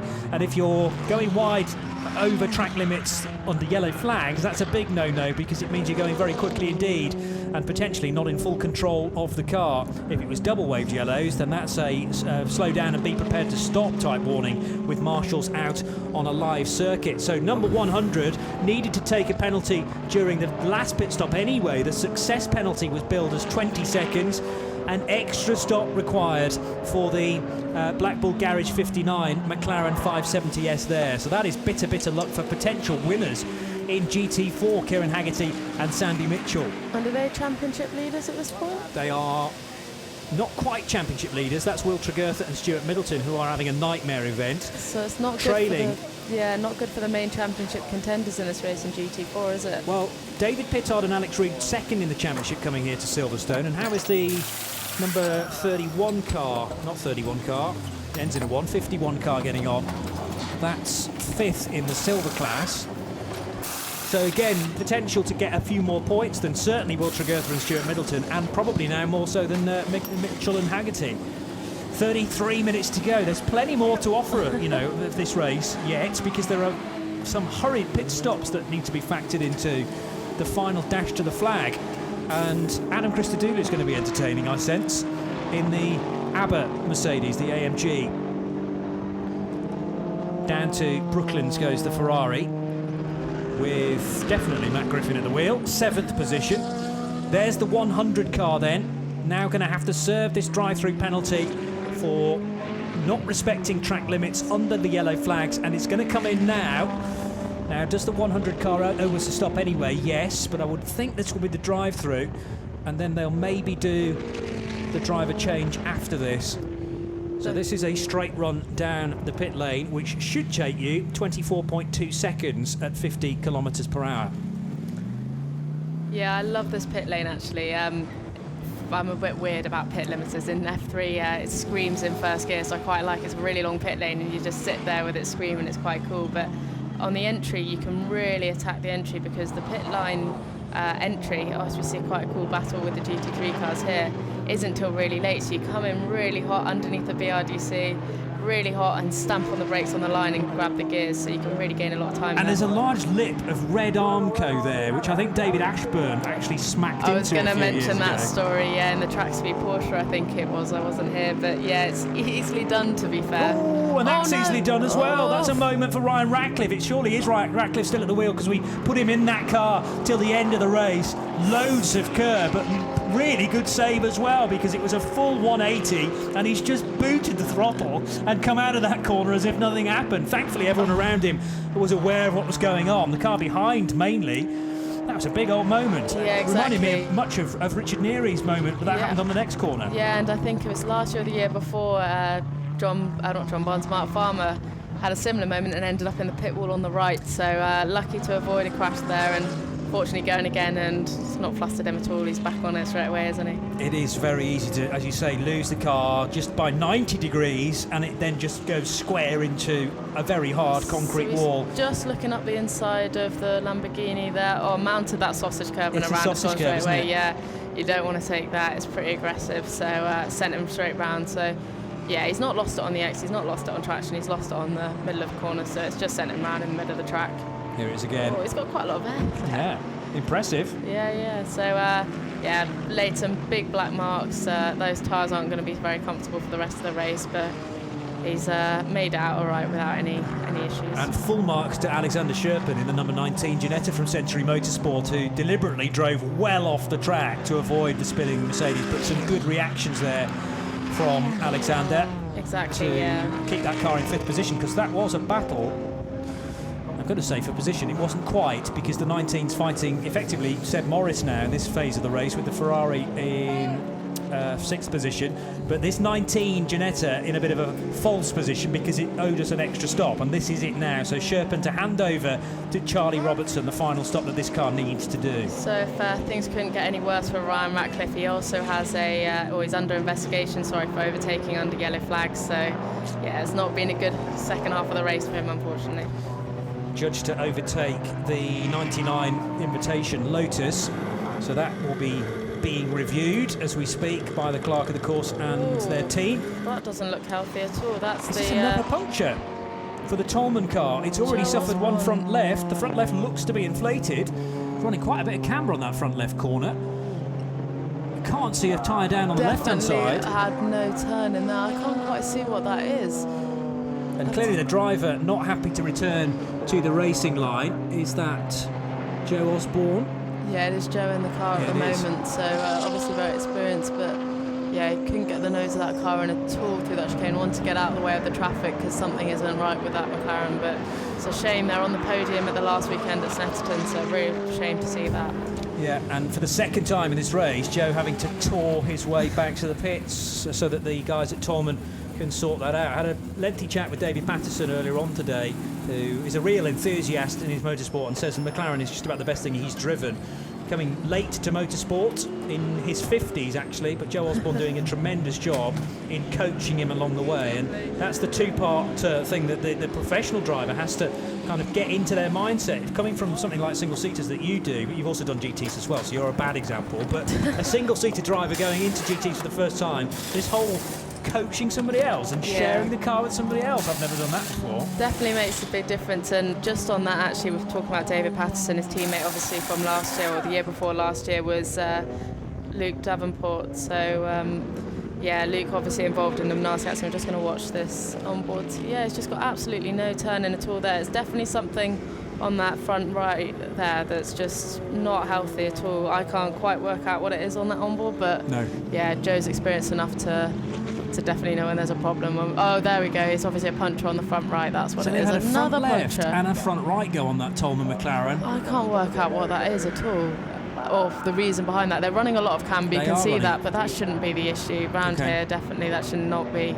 Curbs aren't aggressive, the circuit's not too abrasive, so yeah, I'm not 100% sure as to why that's happening. And we could catch it with the team at the end of the race, but they might not know entirely either. They'll be scratching their heads, I'm sure. So bitter luck for a car that we expected to do pretty well in this race, the Tolman Motorsport McLaren. Certainly other McLarens run by other teams well and truly in the mix in GT4. But the class is still led by number 62, although that car's pitting now for Wilmore to hand over to Matt Nicol-Jones. So that will leave Graham Johnson out front in 501, but that car also owes us a stop.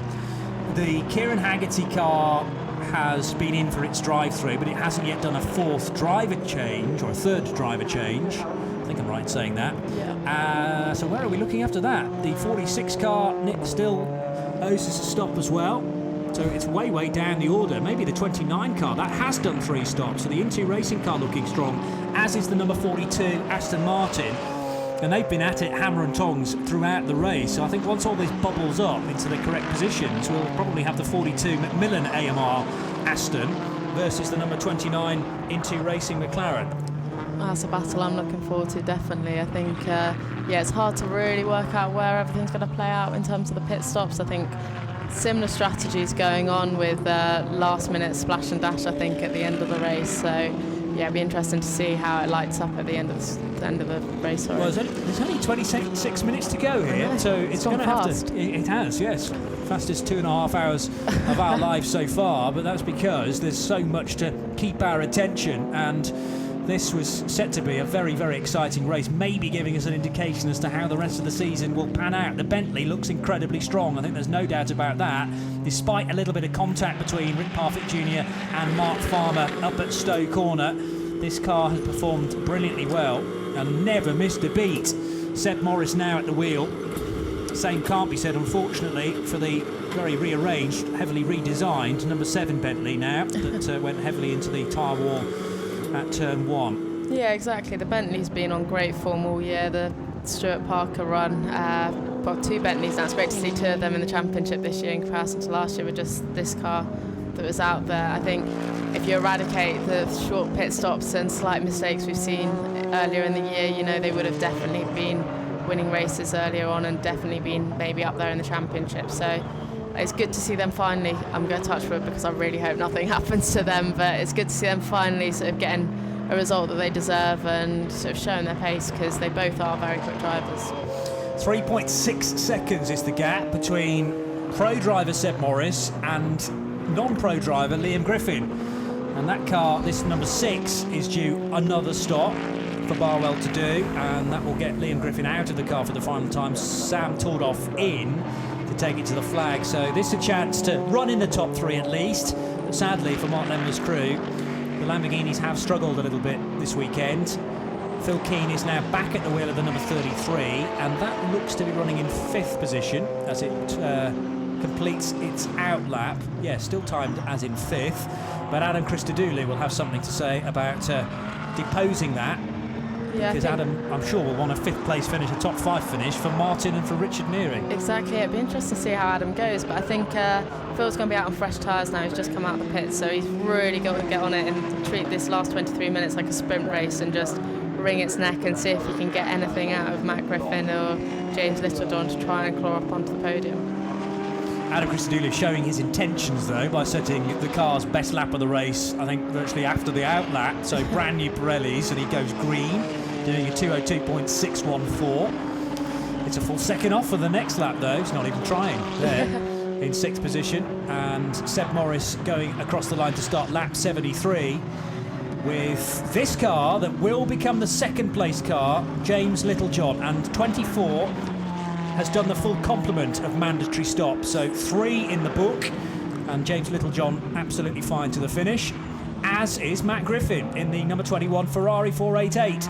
So this car will eventually be in third place. Liam Griffin's just come in the pits now, so that should reshuffle the order, so it's as it should be, as all the drivers have done now, 3 pit stops. So yeah, now this should be the final race order to the flag and keep things nice and simple for us. So it's an interesting tactic here from the crew at Barwell to leave their stops late on. Just wonder whether they were banking on some kind of caution in the middle portion of the race that just never came.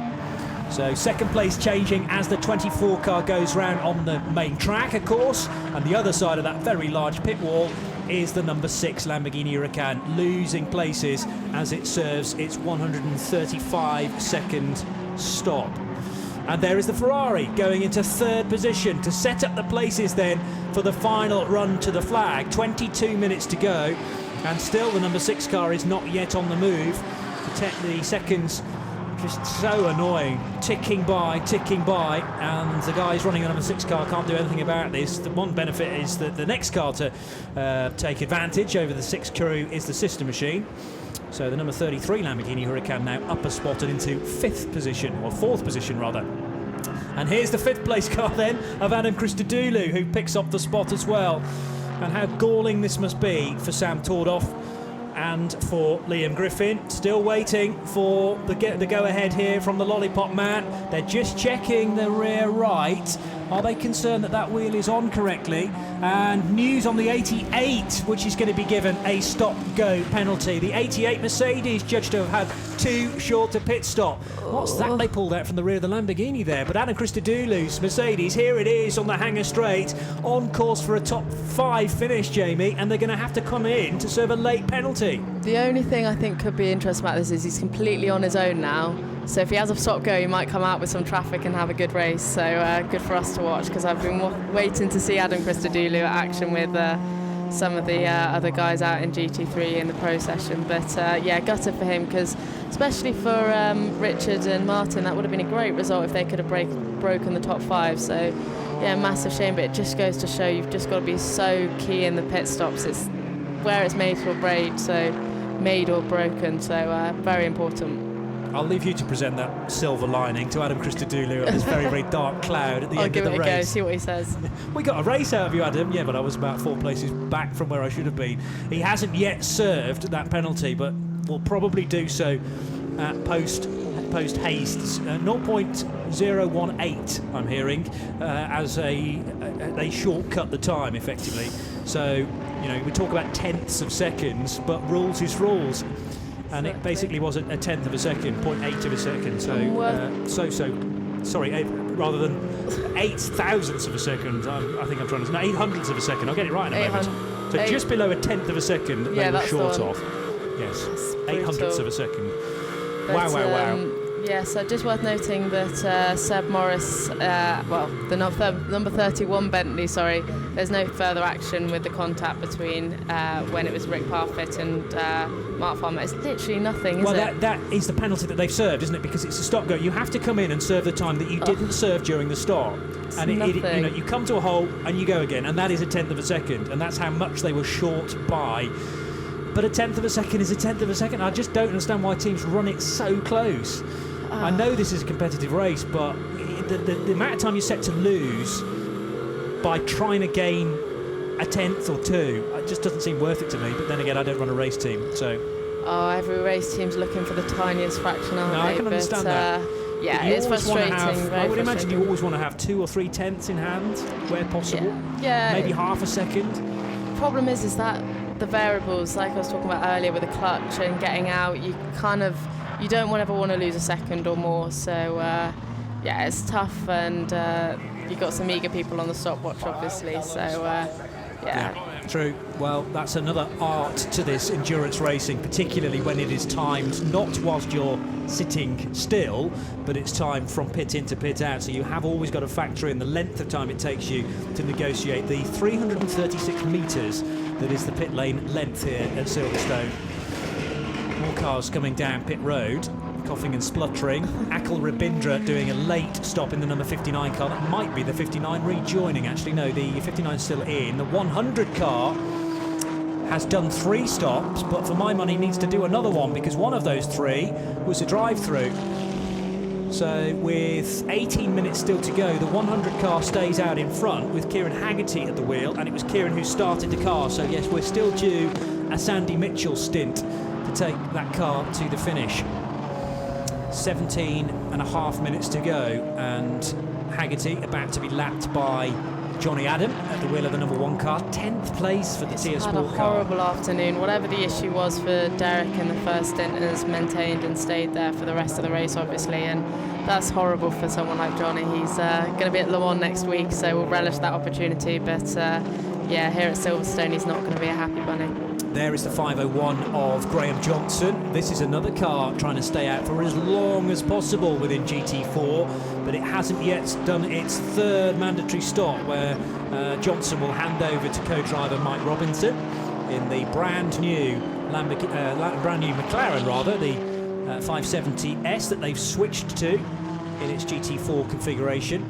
Love the fact that they've kept the livery very similar, though. It's a very cool livery. It is. Oh, as we look, he's putting his nose in and is wise to it. Jan Jonk is not looking like he wants to put his nose right there, where it obviously isn't wanted by Graham Johnson.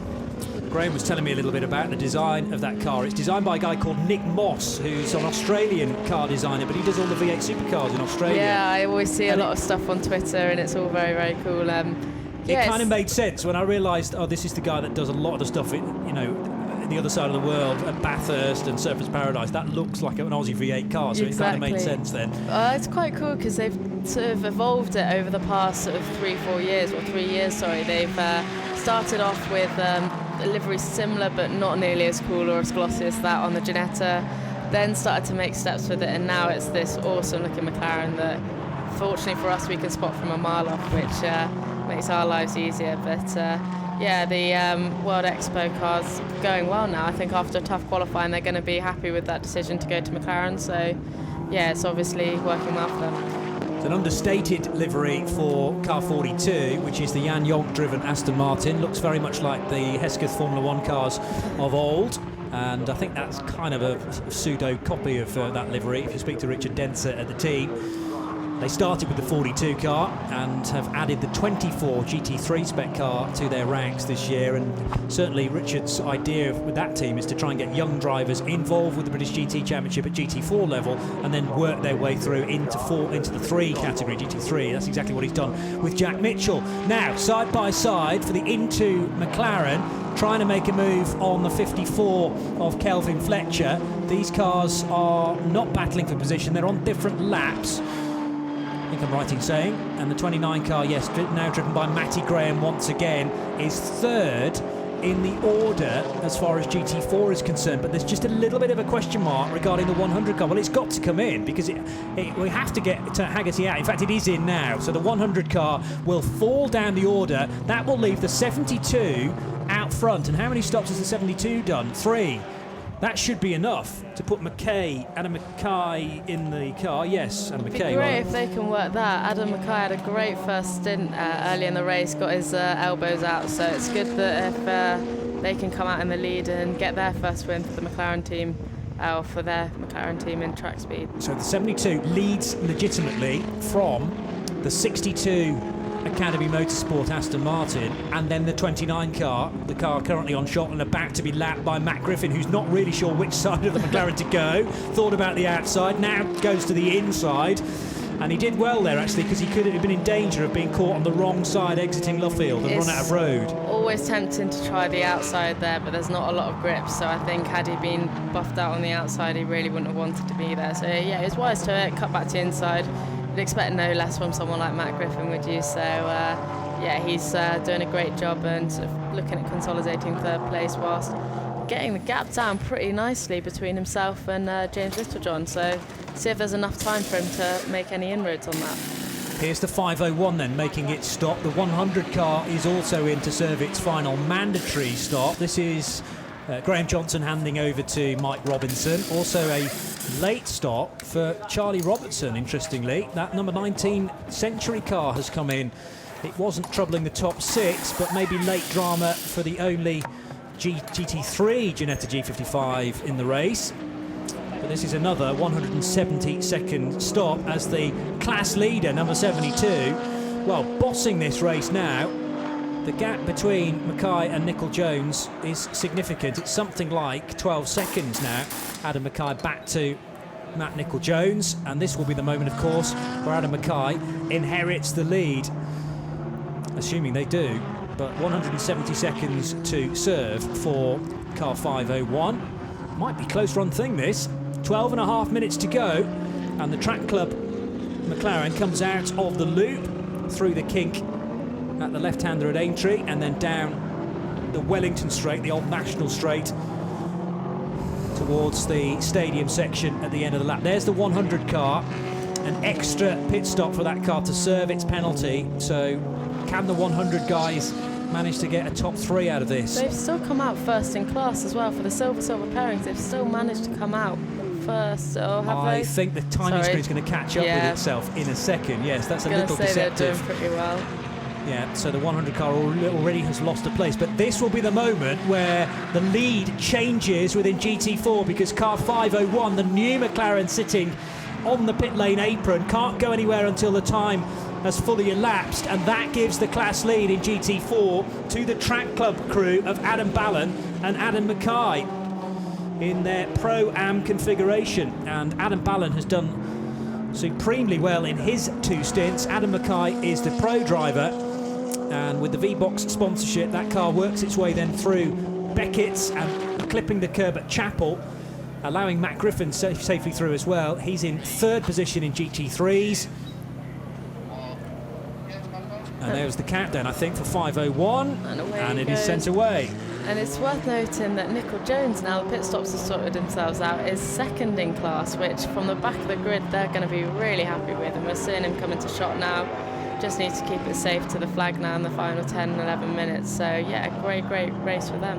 And isn't it a great case in point how quickly your luck can change in motorsport? You have a dreadful day yesterday racing in Austria, and then you come back, and I said to him this morning, you must be due some good luck after a terrible race yesterday, and so far so good. I'm aware there's still 10 and a half minutes to go yet.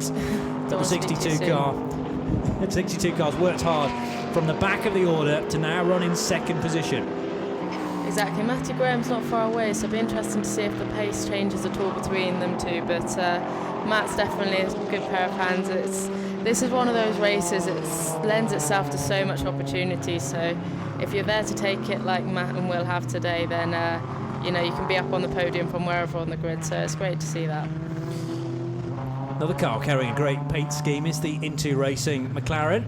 Lights flashing at times just to warn some of the slower GT4 traffic that Matty Graham wants to come through. Yeah, lines look good there at the loop. Orbital sponsored car looks really great on track, and they run a great outfit Into Racing. I was stood in the garage earlier, and you know, everything just looks immaculate. So they usually run Porsches into Carrera Cup GB, so the McLaren's a slightly different step for them, but they've definitely got a good handle over it, and for them to be running in 3rd place is great, and we'll see if he can make anything out of 2nd place now. I have a feeling it was the Into Racing car that had a bit of a drama at Rockingham in the early sessions, and sadly that put the car out for the whole weekend, didn't it? Brushed the Armco. Yeah, that's right, yeah. Unfortunate off, I think.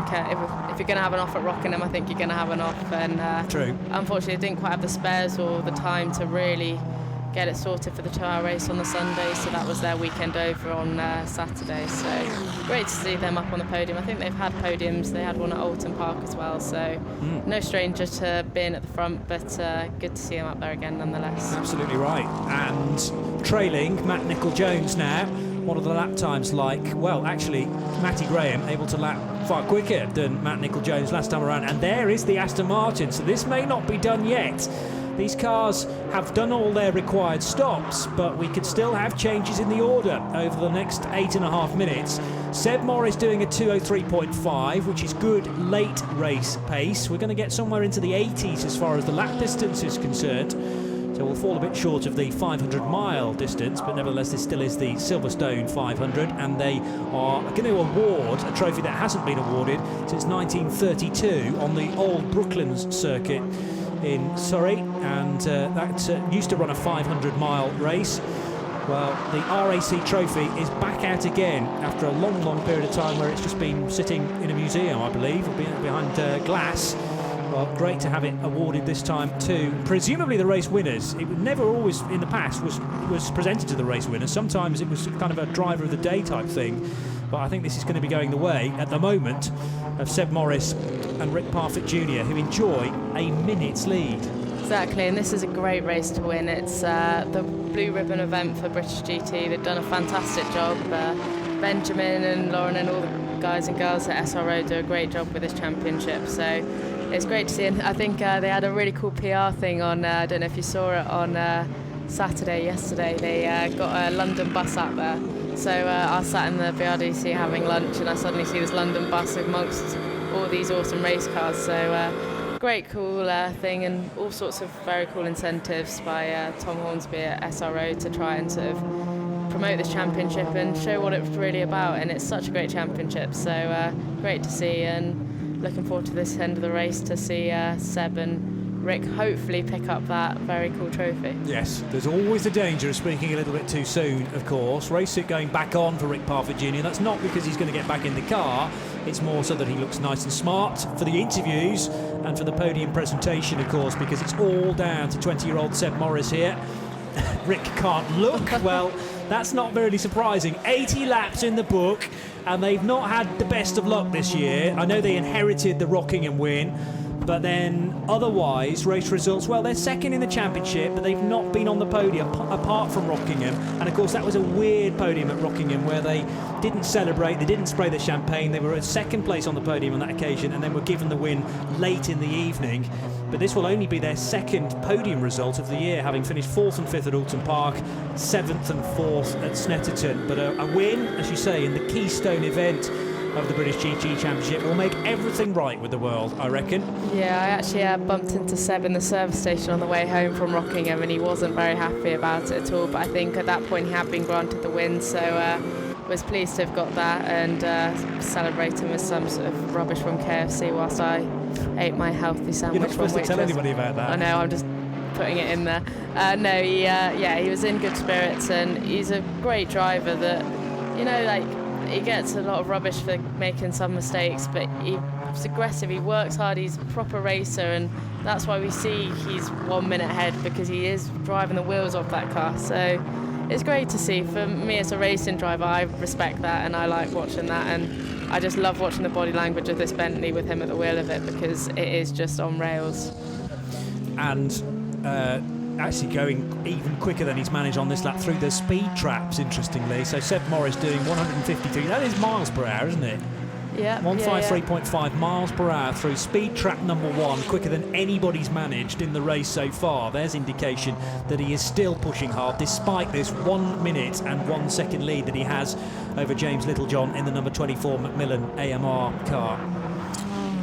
So that'll be the speed trap probably onto the Hanger Straight. Yeah, I would have thought by the end of the Hanger Straight there'd probably be about 160, 165, if a bit more. So definitely got a big thing pushing them along in the rear of their cars, or in the front of some of their cars, or in the middle of some of their cars, depends on the manufacturer. That's the nice thing about varied racing within British GT, and all brought together through Balance and Performance, which is closely monitored. But it's delivered a spectacular race so far in both classes. I really enjoyed that GT4 fight mid-race, and actually this is a huge gap in GT4 terms for the number 72 car. What's happening for second and third within GT4? That is far from decided. Matty Graham's pushing on here. The gap's 2.1 seconds. So that's something to look out for. Also, Mike Robinson is charging hard in his final stint for car 501, the brand new McLaren at Optimum Motorsport. But I don't think this is decided yet between the Aston Martin and the number 29 Into Racing McLaren for second and third, Jamie. No, I don't think so. I think now Matty's got his eyes firmly set on that Aston, he's going to be gunning for it like anything. So both of them have a lot of experience. So, Matt's going to be wise to it, I'm sure. But he's got him in his sights now. He's going to be really going for it.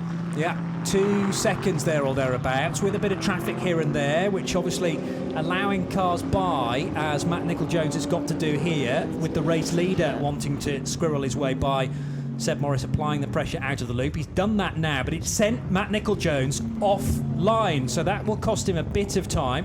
GT4 leader going into Brooklands. There's the second place car, Academy Motorsport, and there is the Into Racing McLaren. We've got 3 minutes on the clock. They're doing 2-minute laps, just about 2 minutes 4, 5 sometimes.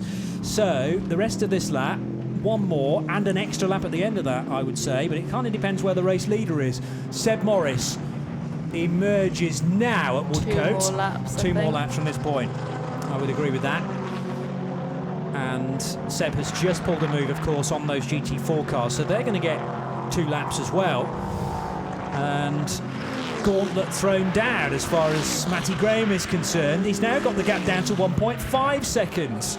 So Matt Nicol-Jones, having driven from the back of the pack in car 62 to run as high as, well, he has led the class. Will Moore's certainly been out front prior to the pit stops, and they've been there or thereabouts considering the top 3 positions are concerned, as the GT3 leader, Seb Morris, in a load of traffic here. Ryan Ratcliffe managing to keep things on the straight and narrow since that lurid spin out of Club Corner about half an hour or so ago.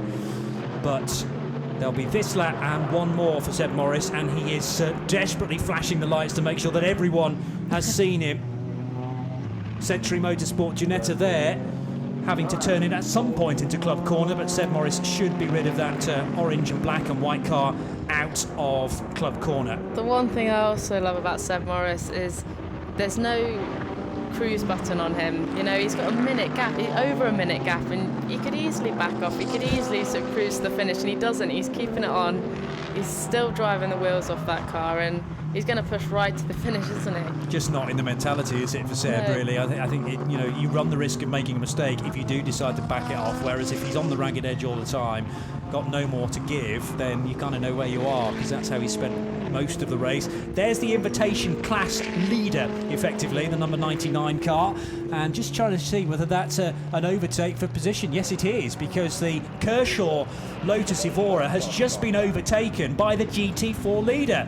So we talked about the invitation class cars kind of being invisible as far as point scoring is concerned. We are going to finish up, it would appear, to have a GT4 car ahead on the road, ahead of the best placed invitation class car as well. I've just found out also the issue with Johnny Adam and Derek Johnson was no power steering.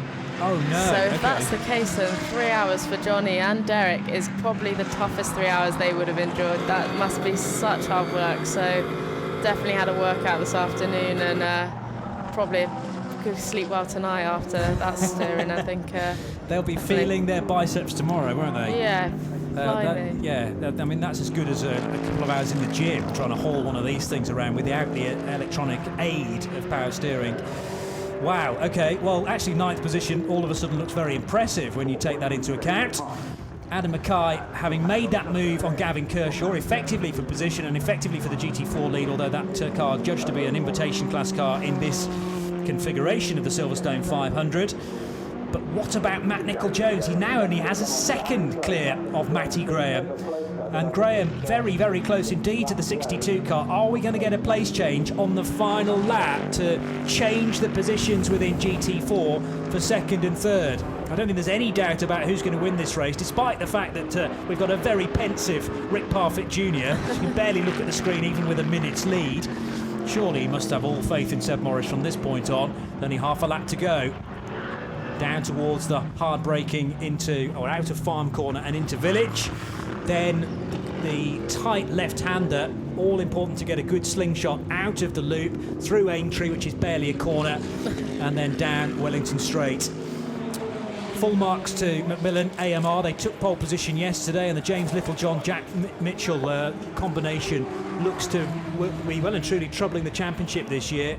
They were well placed in the championship coming into this race. But here is the race-leading Bentley. They look strong at the end of stint number 1, and we did wonder by what sort of margin this car could win the race. Well, it's going to be over a minute, as it turns out, carrying a bit of damage on that front left corner, but it hasn't affected the pace of the Team Parker number 31 entered Bentley Continental GT3. Rick Parfitt Jr. so chuffed with that victory. Seb Morris doing his part as well with 2 cracking stints from the Welshman going across the line, and finally some luck goes the way of the crew from Team Parker Racing Limited. And right behind it on the road is the GT4 winner. Congratulations to Track Club with their McLaren 570S of Adam Ballon and Adam Mackay, and Adam Ballon on the pit wall there, immediately hugging people, and I think there's going to be a lot more hugging to be done yet between now and the podium. Oh, I feel every inch of emotion that they're feeling right now, and it is the best feeling in the world. You can see Rick's very emotional there, you know. 3 hours you put your heart and soul into it. All these boys, all the team put their heart and soul into it. Make sure the pit stops are right. Adam Ballon's over the moon there, and you know, I think that's their first win as well, so brilliant. Such an awesome feeling, and you know, it's, yeah, I can't even describe it, so really happy for them. They were race winners at Alton Park at the start of the year, but otherwise you're right, yeah, and they've obviously struggled actually since then. That one obviously means a lot to them, and look at massively so. This is Adam a with his 3-hour race. family. It's the biggest race of the year. Whereas, Exactly. you know, greatest respect to Alton Park, but that was an hour-long affair with just the one driver change. They've had to really think about this. Just to update you, as far as Matt Nicol-Jones and Matty Graham were concerned, they crossed the line with 0.4 of a second between them. So Matty Graham leaving nothing to chance there. I think you're right, one more lap and there would have been a place change there for M2 Racing getting ahead of the Academy Motorsport Aston Martin. But great to see them on the podium nonetheless. They'll celebrate that, they'll be very happy. So yeah, I think it's a fantastic race overall, especially some of those GT4 battles right the way through. It was hard to work out where it's going to end up with the pit stops, but yeah, it was an awesome race. And maybe some motorsport stars of the future there. Adam Ballon trying to explain exactly what's just happened. They just like the fact that there's a camera in their face, I think. I think they'll like the big shiny trophy that they'll be seeing later on. They were shouting, we won, so I think they know entirely what's gone on there. And the 72 car worked its way up the order. As I say, goes about its business very sort of quietly and unassumingly, but gets the job done and wins in the end by 2.3 seconds over Matt Nicol-Jones, charging Academy Motorsport Aston Martin. We already talked about the Macmillan AMR car coming home in second position. A good drive for Matt Griffin and for Duncan Cameron to get a podium in this Keystone event of the year then, and that's not quite their best result of the year. Second place at Rockingham, of course, but this is their second podium of the year for Cameron and Griffin. And Seb Morris, by the way, just running well and truly off the road to make sure this time he picks up as much of that extra tyre as possible. That's just to make sure you're within the envelope as far as the ride height's concerned, isn't it? Exactly. And we'll just check up on the results. 84 laps completed in the end by the Parfitt Jr. and Morris Bentley Continental GT3, winning by over a minute from James Littlejohn and Jack Mitchell, but a splendid drive from the silver pairing there. Cameron and Griffin, as I say, home in third in the Ferrari, ahead of championship leaders coming into this round, John Minshaw and Phil Keane. The three-driver lineup of Richard Neary, Adam Christodoulou and Martin Short finish in fifth position, ahead of the Barwell Lamborghini, the Aston Martin of Mark Farmer and John Barnes, and the Mercedes. 11th position, it was the McLaren, and that's the GT4 winner, of course. So 11th position, very nearly into the top 10, ahead of the Invitation Lotus. Second place going to Nicol-Jones and Moore in their Aston, and third place in GT4, Hogarth and Matty Graham. Congratulations to all involved, and this is the moment where Rick Parfitt Jr. can say thank you, well done, and really top marks to Seb Morris. But these two guys have had a major input on this victory. Careful not to be cleaned out by the Invitation Lotus behind. And Alex Le Guy, very, very close indeed to being able to get some reaction from Rick Parfitt Jr. and from Seb Morris. We saw these photographs at Rockingham, but it was when everyone was packing up, the trailers had the cars in, and there were those snapshots of them reacting to them inheriting the win. Well, this will feel proper this time, and they'll be able to stand on the top step of the podium legitimately and take the celebrations from, I'm sure, what will be a packed pit lane below. The BRDC Rising Star indicated on the back of the hands device there of Seb Morris. Celebrity spot, it's embarrassing I can spot this, but Scott from Geordie Shore's in the background there, so a friend of... Is he really? Yeah, friend of Seb's, I think, well so done. Great to see him supporting Seb. See, that's why we employ people like you to spot these people in the crowd. It's not good. So, great race. Let's get some reaction. High time we heard from Rick Parfitt Jr., probably an emotional Rick, who is joining now Alex Le Guy. So many smiles everywhere. Rick, you can relax. Your stomach was in your mouth. Boys, well done. Thank you. I actually had a little bit of a cry and pointed at the sky because last year my father was here and we didn't do so well, but I remember him looking through the fence at me, and so I'm feeling a bit emotional. So, you know, he would have loved this. So that one's for you, Dad. Seb, you took it home over a minute at the end, across the line. What a drive. Yeah, I think we're both feeling pretty emotional today. My dad's come here, even though he's been really, really ill, so I've done this one for him as well, so it's been unbelievable. We had an amazing strategy today, which enabled us to just do our own thing and just pull away from the pack. Yeah, much deserved points as well. Well done, boys. Congratulations. And Rick Parfitt, of course, Rick Parfitt Jr.'s father, of Status Quo fame. Yes, quite rightly says, we lost Rick, sadly, the back end of last year. And I know Rick, for Rick, it's a massive miss because his father used to attend all the race meetings and give him support. So that's lovely for the fact that he can dedicate the win. And a big win, the biggest win of the season, arguably, for Rick Parfitt Jr. and for Seb Morris. And the trophies are already set and ready to be presented to the drivers. I think we'll probably be doing GT4 first of all. So we'll be welcoming Into Racing, Academy Motorsport and Track Club, who have done a splendid job in taking the victory. But GT4, I think, is promising for the next few years, isn't it, Jamie? Oh, it's incredible. I think it's obviously what I know and have been involved in, and I was on the sort of brighter side of when it was starting to pick up, but now you've seen some of the battles. It's so competitive, and there's some great silver pairings alongside some great pro-am pairings, so it's really on the up. The cars are great, and we'll watch them hopefully come out with big smiles onto the podium now. Nice big crowd assembling itself below. Some guys from Macmillan Motorsport there as well, along with, I'm sure, a lot of the Stuart Parker Racing Limited mechanics, who are based very close to the podium actually, so it's not a very long distance between the garage and the podium for them to make. It's virtually, I mean, Tolman are there, Parker are virtually next door, I think. Convenient. Yeah. It's like they planned it. Almost it is. And thinking about Barwell Motorsport now a little bit, because they came into the championship, they came into this race leading the championship, I should say, by a smidge under 25 points, and things will have changed quite a bit there because the 33 car finishes in 4th position, and the guys that were chasing them down were Rick and Seb, so they have gathered back quite a bit of that ground. Yeah, remember 4th isn't so bad, you know. The Lamborghini, talking to one of the Barwell engineers last night, the Lamborghini didn't quite have the performance this weekend, so hopefully that might change a little bit, and you know, Phil and John in the Demon Tweaks Lamborghini will go to Spa with no pit stop penalty, so that's really important, and if the bop's a bit more in their favour, you never know what they can make out of that. Yes, and I think they had said that possibly Silverstone wouldn't be their strongest race of the year, whereas Bentley were keen to really do well when the sun was shining. It certainly shone today. Throughout the race, despite the threat of rain at times, it never emerged. We're doing GT3 first of all, so there's Matt Griffin and Duncan Cameron with the longer hair working his way out onto the podium. Great to see them take their kids out as well. That's very sweet. Great. I mean, you know, get the family involved, and that's exactly what Alan Ballon was doing down at Track Club as well.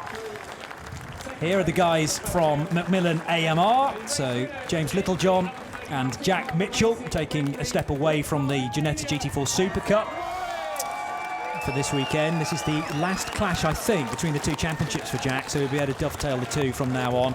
But the happiest guys in the house, Seb Morris and Rick Parfitt Jr., and this is what really they should have had at Rockingham, to be able to stand on the top step of the podium and hear the national anthem in a moment or two. The third place trophies then to Griff and to Duncan Cameron. I hope all is well, by the way, between Matt Griffin and Seb Morris. I know there's been a little bit of niggle from just bits of contact really through the year, but I hope that can be forgotten. They've both been in motorsport long enough, I think, but I think I saw something on Twitter about them sort of Seb apologising and Matt welcoming that, so it's great to see that sort of exchange of regards between the two of them following a little bit of incidences, but I think it was Rockingham.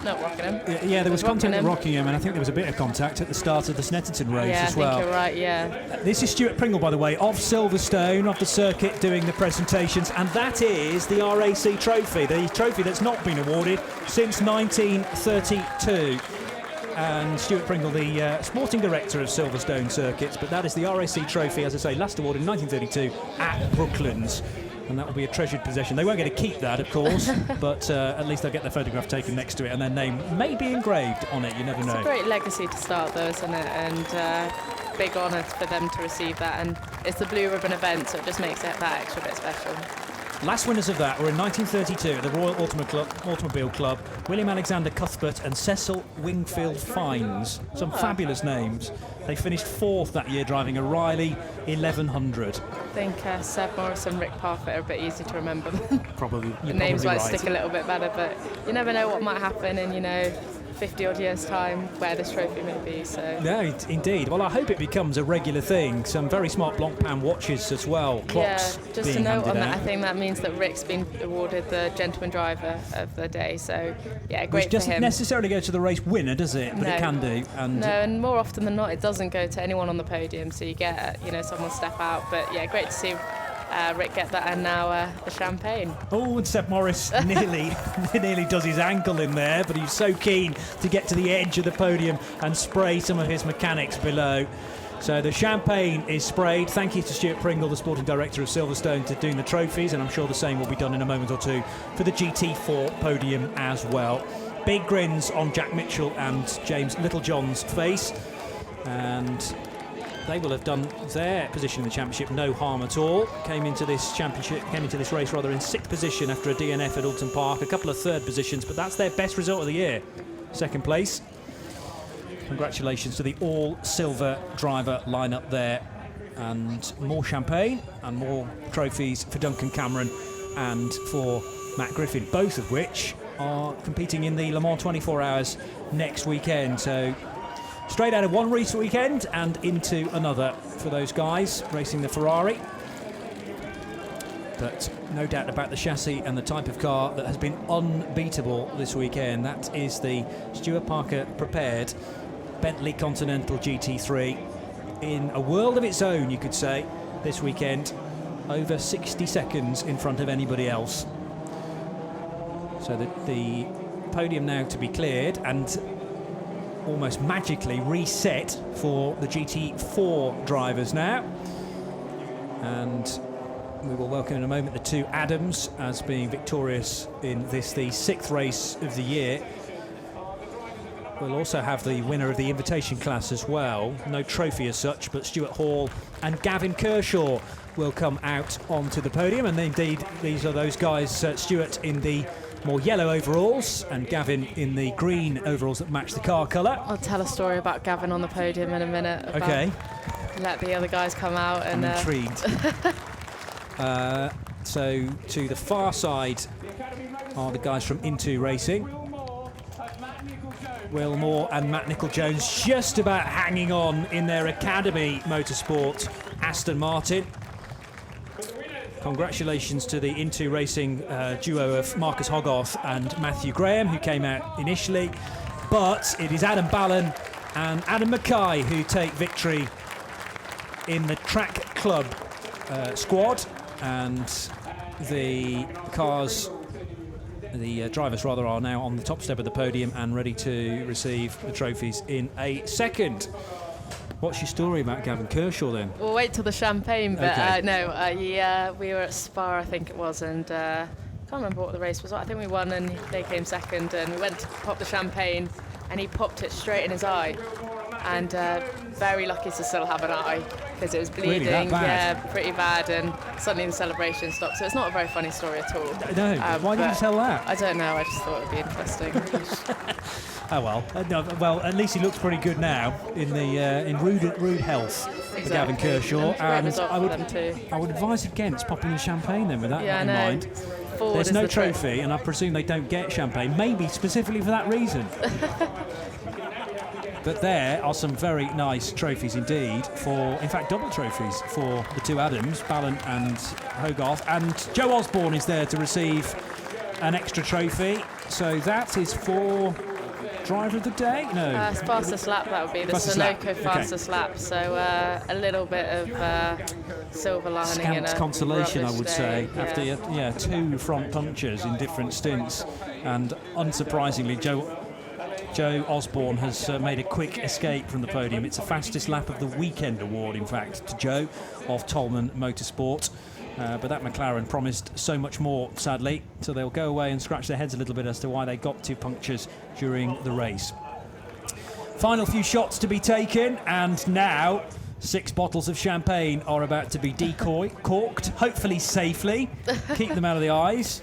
And immediately getting that cork out was Will Moore. He beat in the race Matt Nicol-Jones and tries to soak his drivers. We already have cars lining up for Ginettas, by the way.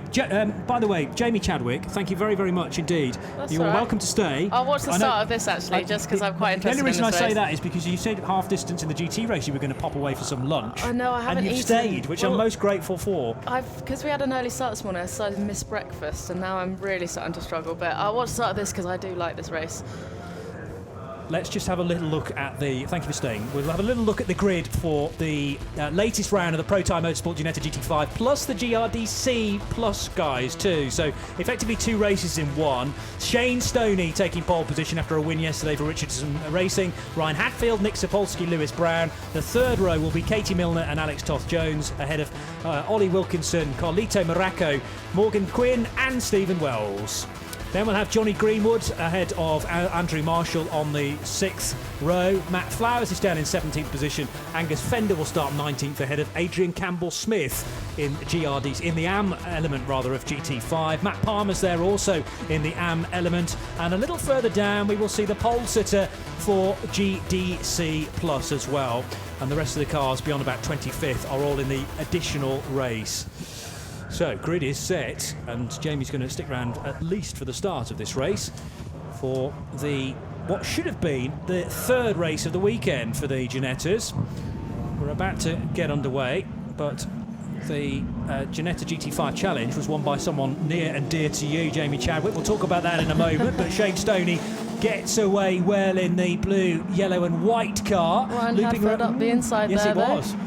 Yeah, so Hadfield in the white and red car trying to make the move into Copse Corner. Does everybody else get through safely? Nick Sapolsky had a good race yesterday in what I like to call the police car liveried machine, a sort of modern day police car. It's the classic double R livery on the side of that car, but Sapolsky's lost places, and off the road very nearly is Shane Stoney, now almost a bit too sideways, heading through Beckett's Corner because he has Ryan Hadfield right on his back bumper. Yeah, Hadfield's got a great run now onto the back straight, so yeah, let's see what he can do there. But good start overall, no contact, no shunts yet, so looking forward to a good race starting to unfold now. That's the idea, isn't it? Now, how many abreast have we got here? 5 at least, maybe 6, with Ryan Hadfield starting from 2nd position, but try telling himself that's Lewis Brown from way back. Great move. Yeah, he's going to make that stick outside as well. Awesome move. Very, very good by Lewis Brown there, coming out of Ginetta Juniors into GT5 this year.